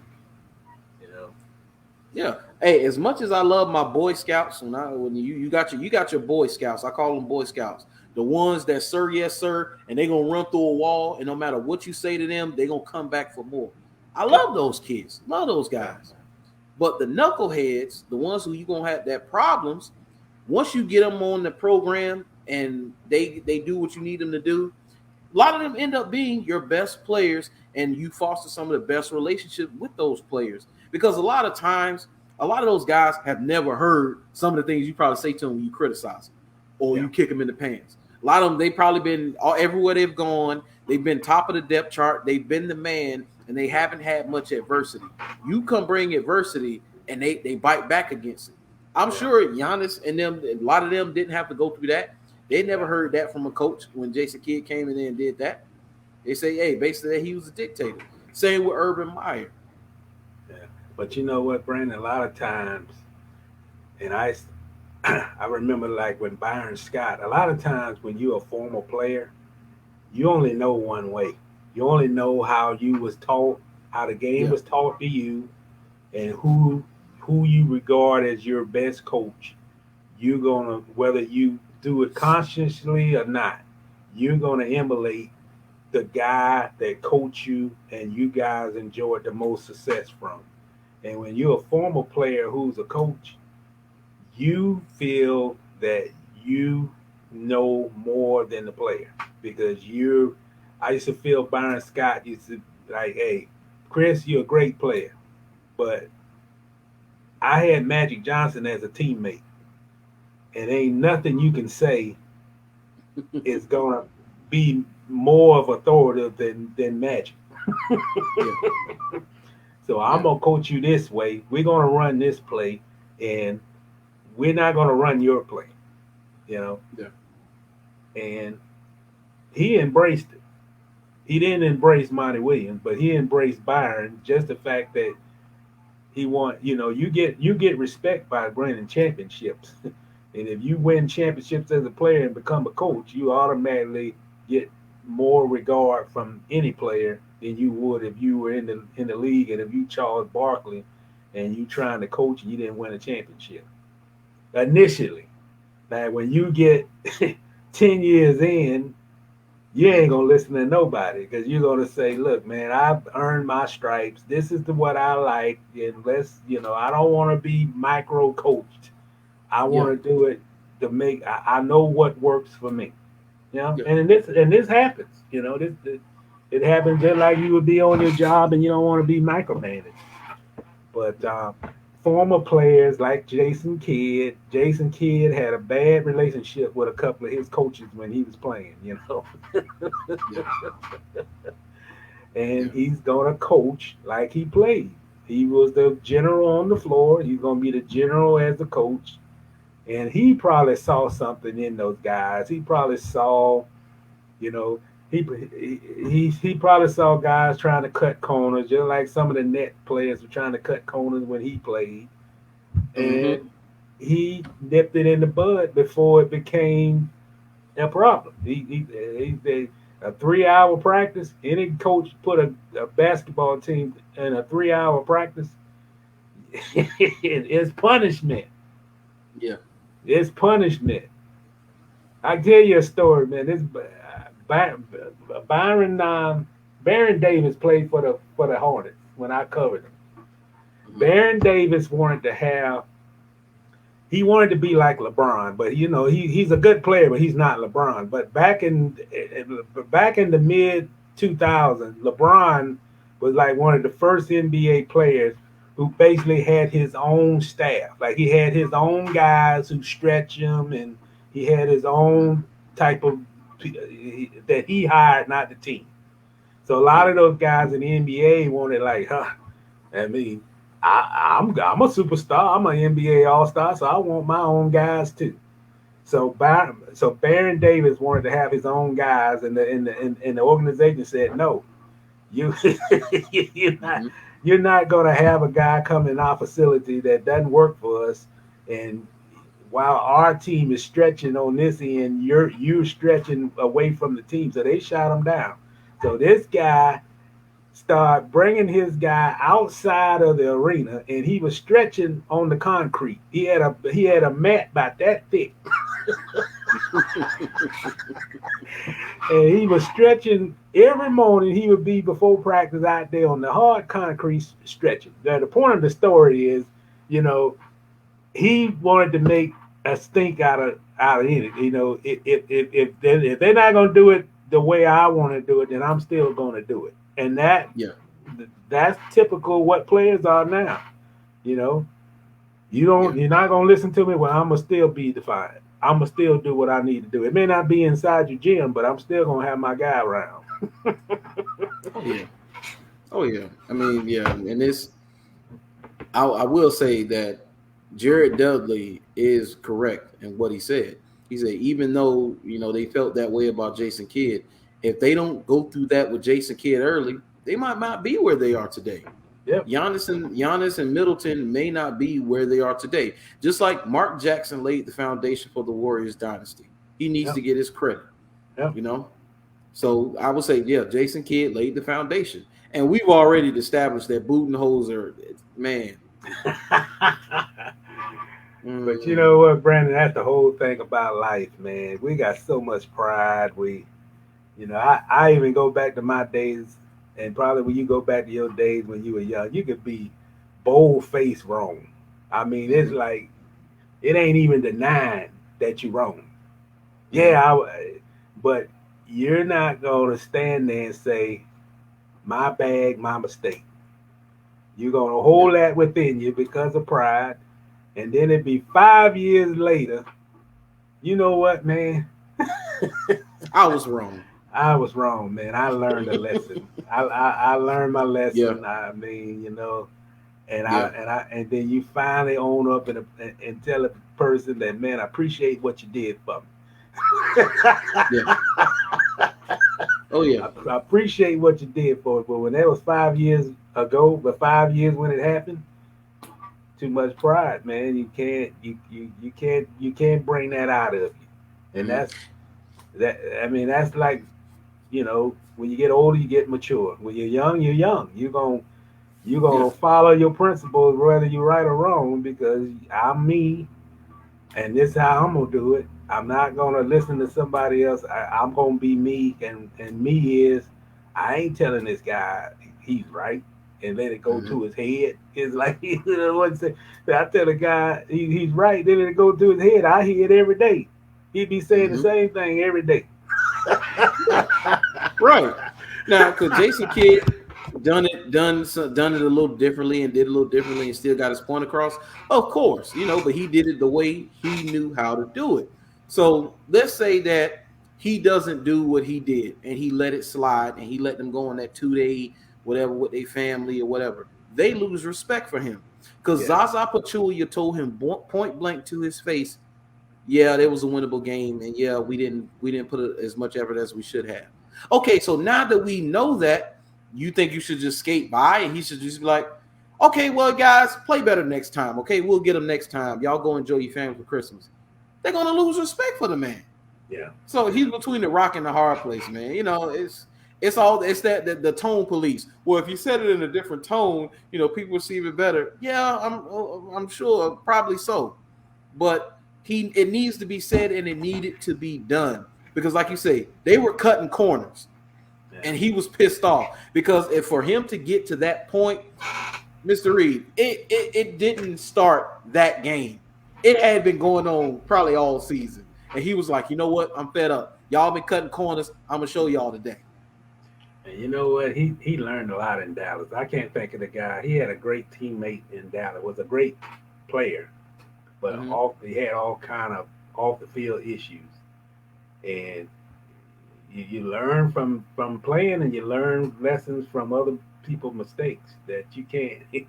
Okay, I'm gonna make sure these guys don't cut corners because when I played, I know I cannot think of that guy's name, but he was a great player. Had drug problems. Oh, I know you're talking about. He does TV now, doesn't he? I think so. He was a great player, man. He was like 6'10", but he could never stay out of trouble. Yeah, him and I'm trying to think of his name too. They had a beef between him and Jason had a beef because of Tony Braxton. Tony Braxton, yeah. Mm-hmm. Well, Mashburn was in that too. It was three of them. Yeah, Mashburn was in there. Nesco, man, what's going on? But yeah, I can't think of the guy's name. I'm trying to look him up now, but I know exactly who you're talking about. Yeah, he was a great player, man. He could never get himself together. 6'10", could run the floor. Yeah. Great Let's player. see. Jamal Mashburn talk about Jim Jackson. Oh no. Yeah. Roy Tarpley. Roy Tarpley? Oh, you talking about Roy Tarpley? Okay, but Jim Jackson is the one. Him and Jim Jackson got into it over Tony Braxton. Tony Braxton. Mm-hmm. Oh yeah. And I remember when Jason Kidd was with the Nets. Him and Byron Scott, they didn't get along at all.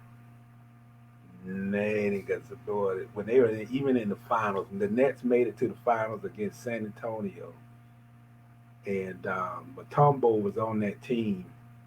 And I think Jason said that they needed to have Mutombo to play more minutes to try to defend Duncan in the post. And he said it at the news conference. And they asked Byron, like, well, is there friction going on between you and Jason? And boy, I tell you, man, they did not. Jason didn't like it at all. Oh, Byron tried to make it work, but it didn't work out. Yeah, man. But the young guys today, man, they are soft, but it's just the coaches have to adjust, and that's why I got much respect for those coaches who have basically grown with the times. You know, they're old school, but they've adjusted. Like even Brady talks about how he got up. He's always gets up on pop culture, the music, you know, what's happening, because he knows that his teammates are young guys. So he wants to be able to identify with them, you know, wants to be able to, you know, be one of the guys, you know, instead of sitting around not knowing what they're talking about. Think about Bill Belichick and how his game is transcended. He started, I mean, he way back in the day. He back then when you could still pull on the face mask and cuss play out, even if you're making $5 million a year. And same with Pete Carroll. Pete Carroll has kept up with the times. Nick Saban is another one that has kept up with the times. I mean, you got a different breed of kid today, you know, and some of them are it's feels before reels, as they say. Everybody want to be in tune with their feelings and their emotions, and just like the military. This is a little off topic, but like the military. In the military, they got this system now where if they're under emotional distress or if they don't like the way the commander's talking to them, whatever, they pull out these little colored cards, you know, to basically, you know, have them back off of them. And like now, Yeah, yeah. Back when they could make you do whatever they wanted you to do, now the soldiers have some say so on what they won't, will, and won't do. I say, man, times have really, really changed. Cause, dude, I was in ROTC for a week and I left, and I was like, I ain't part of this because the people's crazy. I said, but now, shoot, I could be a part of the military now if that's what they're doing. If I could dictate how they're gonna treat me, oh yeah, I could be a part of it now. Yeah, I'm almost to the point. How did things change? Even in the NFL, man, it's like you listen to some of those older guys, and they be talking about training camp, man. We was in full pads for the whole duration of training camp. We had 2 days every day in camp. Jimmy Johnson was at the Jaguars practice, and I can Yeah, overhear Big Sirs and them over there. When Jimmy Johnson was at University of Miami, it was like, you know, we used to go 3 days. they said that. They said that. And these guys, I'm almost can count with out of all of the practices and training camp, I think they only really had three live sessions of contact. Yeah, Three going into that game tomorrow. And it's like the Players Association is they done basically watered down everything. They can't do this. You gotta monitor this. yeah. You can't have a consecutive days and pads. You gotta be in shells and helmets. You gotta and I Yeah. understand. I mean the game been, with the concussion stuff, the protocols and things, but boy, if you're a former NFL player, man, can you imagine going to training camp and you don't hit, you go 2 weeks in camp and you probably had a full contact session like twice. Wow, you know, that's insane. Say Pete Lawson said, "Do y'all think the money the players make, although deserved, creates friction for the coaches?" yeah, I I think do. so. Yeah, Yeah, I think so. Because once a guy is making a certain amount, I mean, it's going to be hard for the coach to have full control yeah, over said player because he makes money. If it comes to a coach or say a LeBron James, Kevin Durant, Kawhi Leonard, or something like that, they're going to choose the player and not the coach because they're going to feel like you can replace the coach. You can't replace that player. I mean, and they're right. I mean, some people may not like it. I know coaches don't like stuff like that, but that's pretty much what it is. Once a certain threshold is crossed with money, yeah, the coach is kind of a bystander at that point. yeah. And I think it's a bigger issue in the NBA. You got guys with guaranteed contracts, and I think that a lot of times in the NBA they just allow there's more the player police more than the coach. You know, Yeah, like you look at every team got one top player, so that one top player does more policing. Hey man, be on practice on time and all that. You know, you look at you look at James Harden, man. Houston gave James Harden everything. James Harden could tell the Rockets what time to practice, yeah. where to practice, what Mm-hmm. time to flight. You know, Mm-hmm. True. If you want a great example of the times we're in now, and I'm gonna say this after I read Nesco's. Let's see. Lawsuits changed everything, especially if you're in a position of power and the little guy feels threatened. Nobody wants to lose that beach house over strong words. Hey, that's yeah, true. That's true. And think about this: Rick Carlisle is one of the greatest NBA coaches of my era. Since I've been watching basketball, Rick Carlisle is one of the best coaches to ever coach, in my opinion. He's gone because of Luka Doncic. Luka yeah, Doncic does not like him. They had yeah, issues. They butted heads, and I'm sure Rick Carlisle is probably old school. And you got a kid from Slovenia who's young, who's not used to that. Luka has been the man probably since he was like 10 or something yeah, like that. He's been a basketball prodigy for a long time. Rick Carlisle, one of the greatest coaches to ever coach, is out because of Luka Doncic. That should tell you all you need to know right there. yeah. Well, he coaches hard. He Yeah. gonna yell at you. He ain't gonna like, okay, well, hey, go tell him to, we got to tighten it up. He's not gonna tell a player to go tell them. He's gonna go right up in his face. He may not do it at the game, but Yeah. hey, man, I've heard locker room conversation with Rick Carlisle, and he can be heard outside the doors. you know, he ain't gonna Yeah. embarrass you in front of your family and all that. But boy, he can't get loud in that locker room when the door closed. Yeah. Shoot, we talked about it 2 weeks ago. Jalen Ramsey talked about it on the podcast with a key to lead, catching fades, and he said that David Caldwell disrespected him in front of the team, and that was it. That was it Yeah, for him. He put in his trade request that night. yeah, and that was a mistake. Here I go bashing this man again, but it's deserving. Yeah. I Yep. mean, the conflict was between Jalen and the head coach. That's what got shown on national TV. They had the confrontation on the sideline, Marone and Jalen. It had nothing to do with Caldwell. Caldwell goes into that locker room after they lose a game, basically by not scoring the extra point. Leonard got stopped on the goal line, Yeah. and you come into that locker room, and basically I'm gonna show you I'm the GM. The guy first of all before that game and after the game really didn't have a relationship with Jalen in the first place. He didn't really Yeah. have the conversation Didn't or talk to talk him. to him much of that all anyway.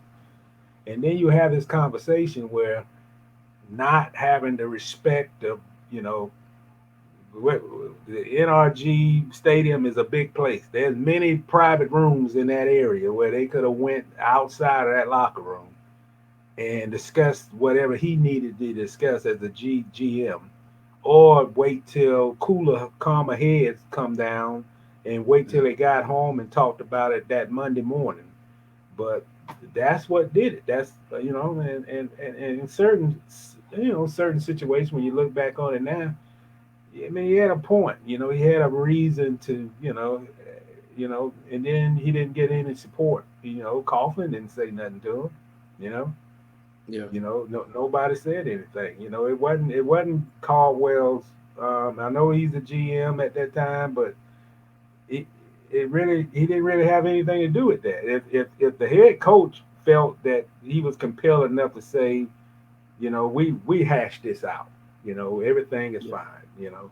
Then that's what it should have been. Because on national television, that's what you saw. You Yeah. saw Jalen and Marone exchange words. You didn't see the GM on the sideline. Yeah. Yeah. And then on top of that, not only that, what you did was you pretty much threw gasoline and dynamite into a roaring fire. He was already pissed off that they weren't talking contract with him. Yep. As soon as he was up for renegotiation for a contract, Jalen should have been top of the list. There's no other player should have came before Yep. Jalen as far as contract talks.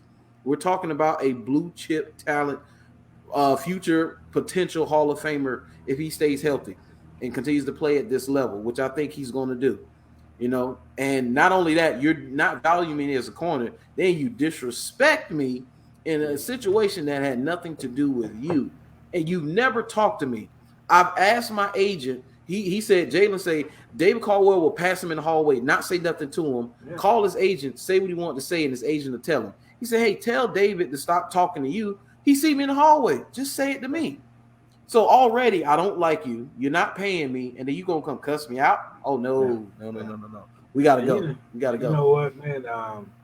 I think Shad Khan learned a lesson, and it probably was established that day, because that day at that game, it really shows that they didn't have a true leader. It was too many chiefs in the room, and it wasn't no leader that the players even felt comfortable with to share and if they were having any issues. And Mm-hmm. that's out of all the things that transpired. Obviously, the losing had a big impact, but I think the whole model of their management was flawed from the start. From when Marone was hired as interim to head coach to Coughlin, the president. Caldwell, all that, and it's just like you bring in Coughlin, the players don't know.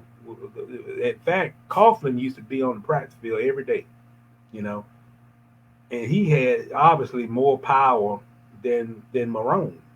So the Yeah. players don't know who in charge, who to be this person to confide in. It was just flawed. It was a flawed system, and I think that's one of the reasons why Khan just said, "Look, we need one voice. We need a leader. I need to find somebody who knows what they're doing, and, Mm-hmm. and having one person who knows how to run football operations and just centralize the the football operations, the business operations, and on the outside looking in, I say I'm on the outside looking in because the Pelicans had a similar structure like that where you you had the football general manager, which is Mickey Loomis, and Mm-hmm. he made final decisions on basketball decisions made by the GM. Yeah. And it was just a flaw. I mean, I've never in my life go to one thing then go to the next one, and it's almost similar, but it's in a different sport, but it's almost similar. And if you Yeah. don't have one, I think the thing that he said, whatever price I gotta pay to get Urban Meyer, I gotta pay it because it's the only way they can get back on track. Yeah. There's no other Listen. way to get back on track. Hey, so this is what this Pete. We're gonna answer Pete and we're gonna get you out of here. I know you got that call at 8:30. It's 7:56, so we're gonna get you out of here. Let's say Pete said, can y'all give a little bit more on Luca and Carlisle beef? Didn't know that part. Hey, I was shocked when I heard it myself, Pete. So Luca and him had supposedly had words from time to time. Yeah. It got to a point where he would openly mock him on the court, and I didn't know that. I know, Mr. Reed, you told me you saw it from time to time where Luca would openly mock Rick Carlisle. If they said if it was certain calls he didn't like, there were certain faces he would make. You know, he would kind of like throw the ball and he would Yeah. pout and basically act like a child. Yeah. You know, when Rick Carlisle did something that he didn't like. Well, let me say this about Rick Carlisle. He's a great coach, but he's a very hands-on coach, and he calls all of the offensive plays from the sideline. They don't. He called those sets from the sideline, and some guys if you don't allow freedom, if you don't allow a guy to create on his own, a particular talent like Dante, I mean, you're going to have issues. And then Rick Carlisle he's a prideful coach. He's won championships. He's on those great Celtic teams. And there's some coaches they're Yeah, not going to back down. They're not going to back. He said, if I play for Bird, you think I'm going to listen to you?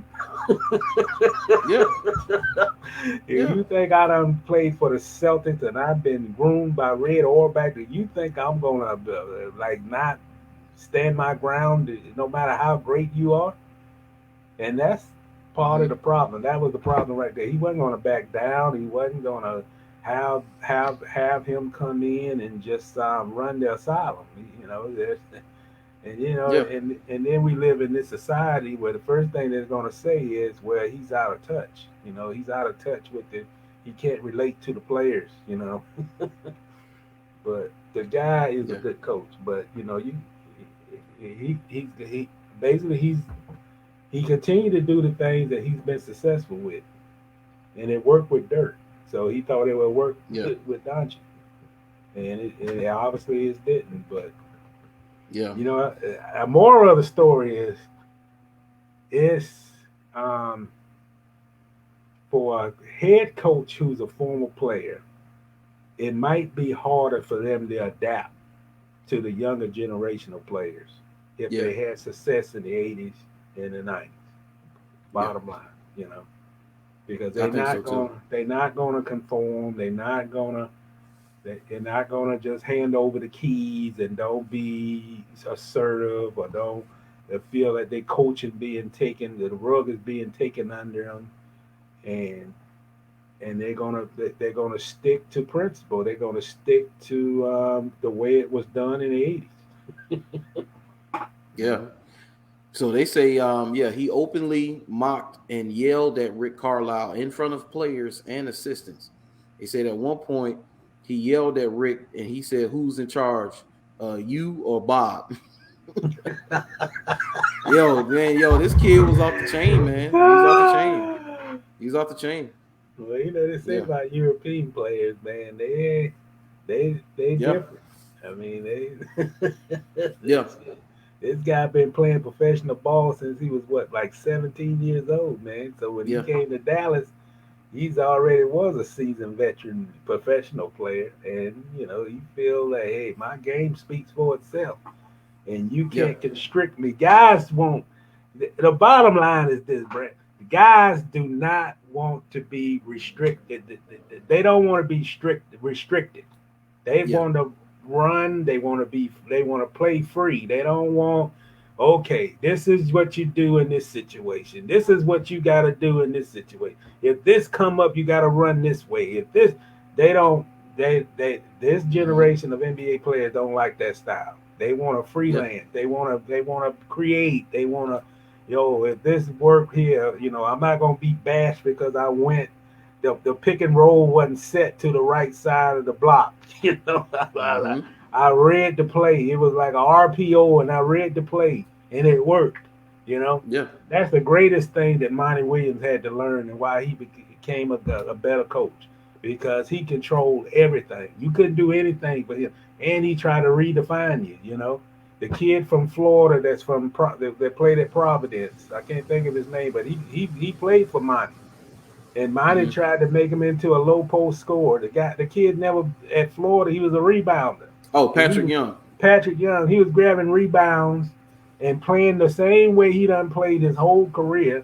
And Monty was trying to make him into a low block scorer. Yeah. And that's not his game. If he can grab you 13 rebounds and he can score all putbacks, then that's his game. And Monty said that's not good enough for us. We want you to be a low post scorer. We want you to look to score more than we want you to grab rebounds. It's not his game. It's not his game. Yeah, you're right. And I think it's something to do with especially former players, especially ones who were successful. They say the better the player, the worse the coach. One of the reasons where great players can't coach is because the way they saw the game, you can't coach and teach that. Yeah. You can't see that. That's what Mike Singletary said. One of the issues he had is he wanted guys to see what he saw. Guys can't see what you see because they don't have the eyes that you have. It's different. Got coaches who didn't play on a higher level and they've been coaching for longer, like Nick Saban, Pete Carroll, Bill Belichick. They're invested into the psyche of players and trying to get the best out of them. Former players are just trying to get results. They're not trying to figure out the players and how they work and social media, pop culture, what they're into today, and trying to connect with them on a personal level. They're not. They're just trying to coach. I think that's the difference. That's one of the biggest differences. Oh, that's a big difference. Back in the day, there was a gap. There was a gap between player and coach. It wasn't no. It's just like now. In the 80s. You didn't have friends. If you played for the Celtics or the Lakers, you were enemies in the summertime. You were the enemies in the season, and you were enemies 10 years after you retired. You didn't mess with that guy. And now, when you see these guys on the court, they like they're having reunions and they hugging and trading jerseys and it's my brother and they played AU growing up together. And it's a different time. I remember Byron Scott. He done been out of the league like 20 years. I still hate all the Celtics. I was like, good Lord, the series was over in 1986. And he's still talking about that Kurt Rambis hit. I say, man, that was 1984. So you hadn't said nothing to Kurt Rambis since '84. Yeah, he still like he didn't like the guy for taking a cheap shot on Kurt Ramsey. I ain't said a word to him since that game. I was like, Lord have mercy, man. What do you got to see each other in church? Wow. Kevin McHale. He said, I can't stand Kevin McHale. If he in the hallway outside the locker room, I'll walk the other way. I said, good Lord, man, that's 30 years ago. 30 years ago. And it's a game. It's a game. Yeah, man. And that's a true story. He said that. He said, if he be at the hall right now, I'd look the other way. I might try to punch him. Wow. Let's see. Nisco said, I said after the 2017, the entire coaching staff should have been gone, and Coughlin told to keep his old butt in the booth, not on the field. Yeah. They said that it was very clear that Coughlin and a lot of them should have been gone after 2017. Even after them going, should have been gone. They should have cleaned house after that year.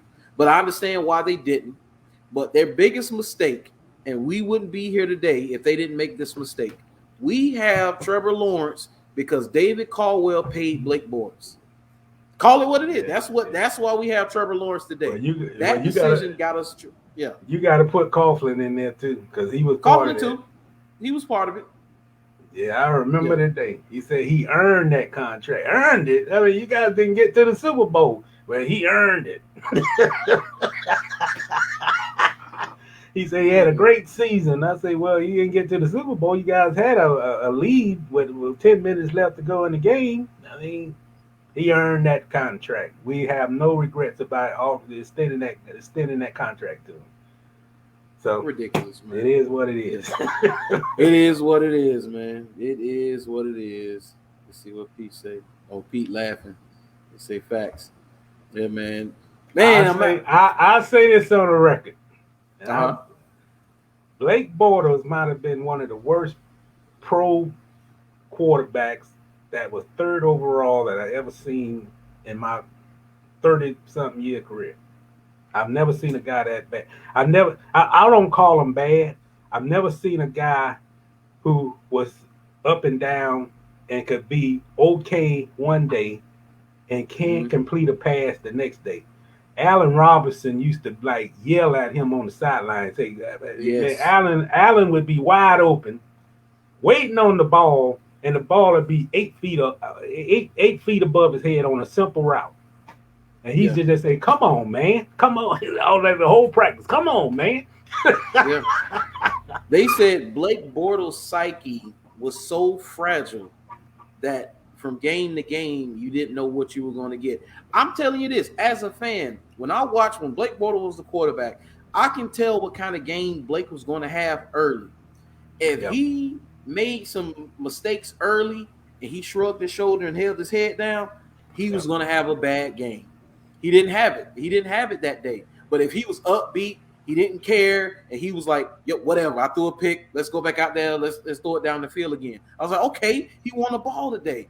But he had those days where when the shoulder shrugged and that head went down, it was a wrap for the game, man. It was over. I gotta say this, Brandon. If you go back and watch the Fiesta Bowl where he played, I think his senior year at UCF.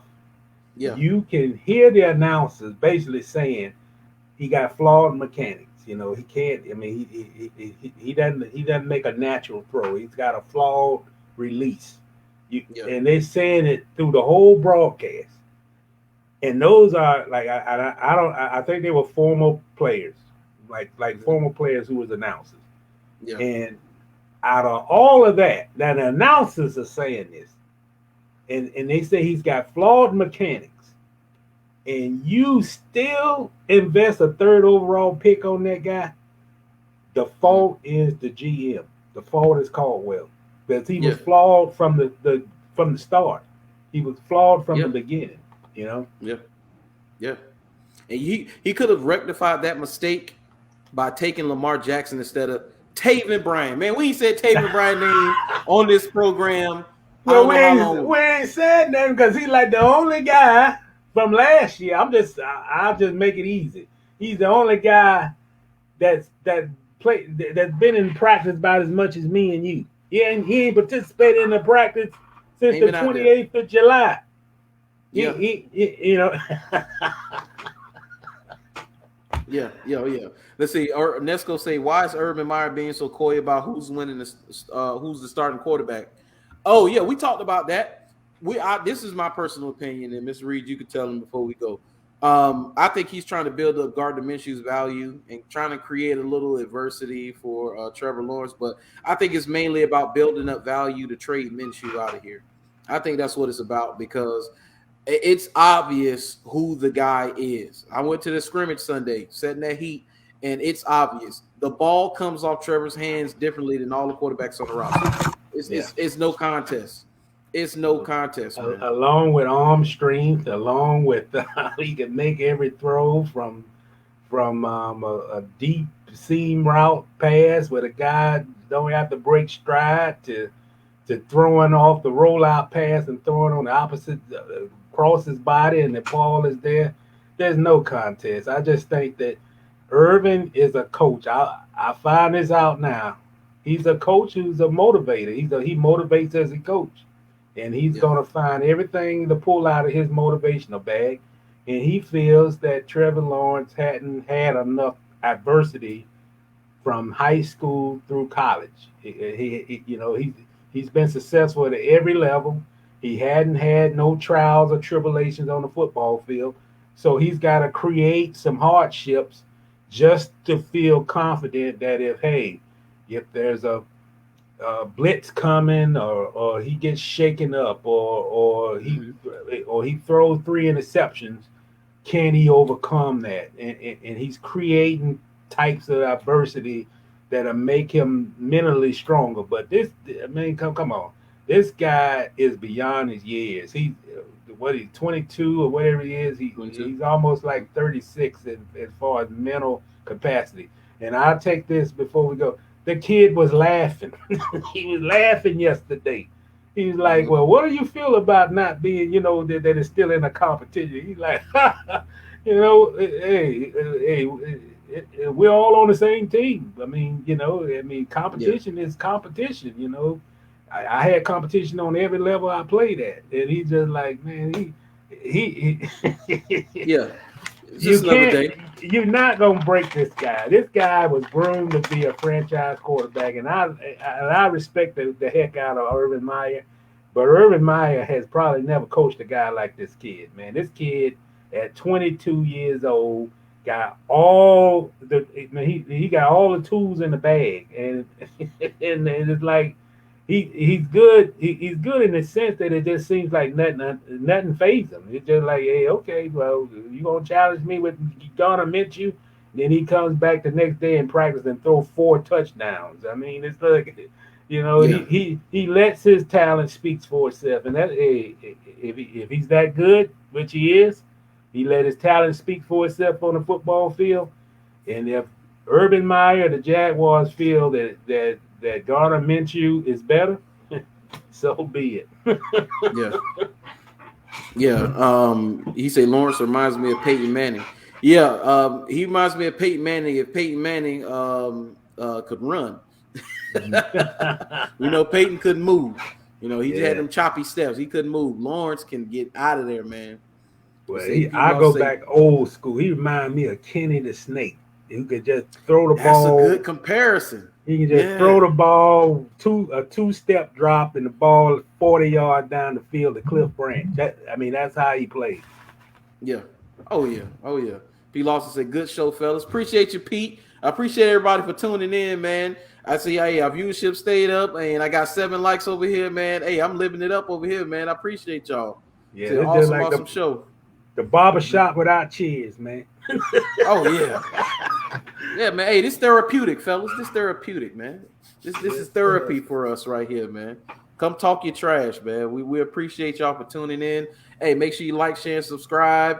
Follow me on my YouTube.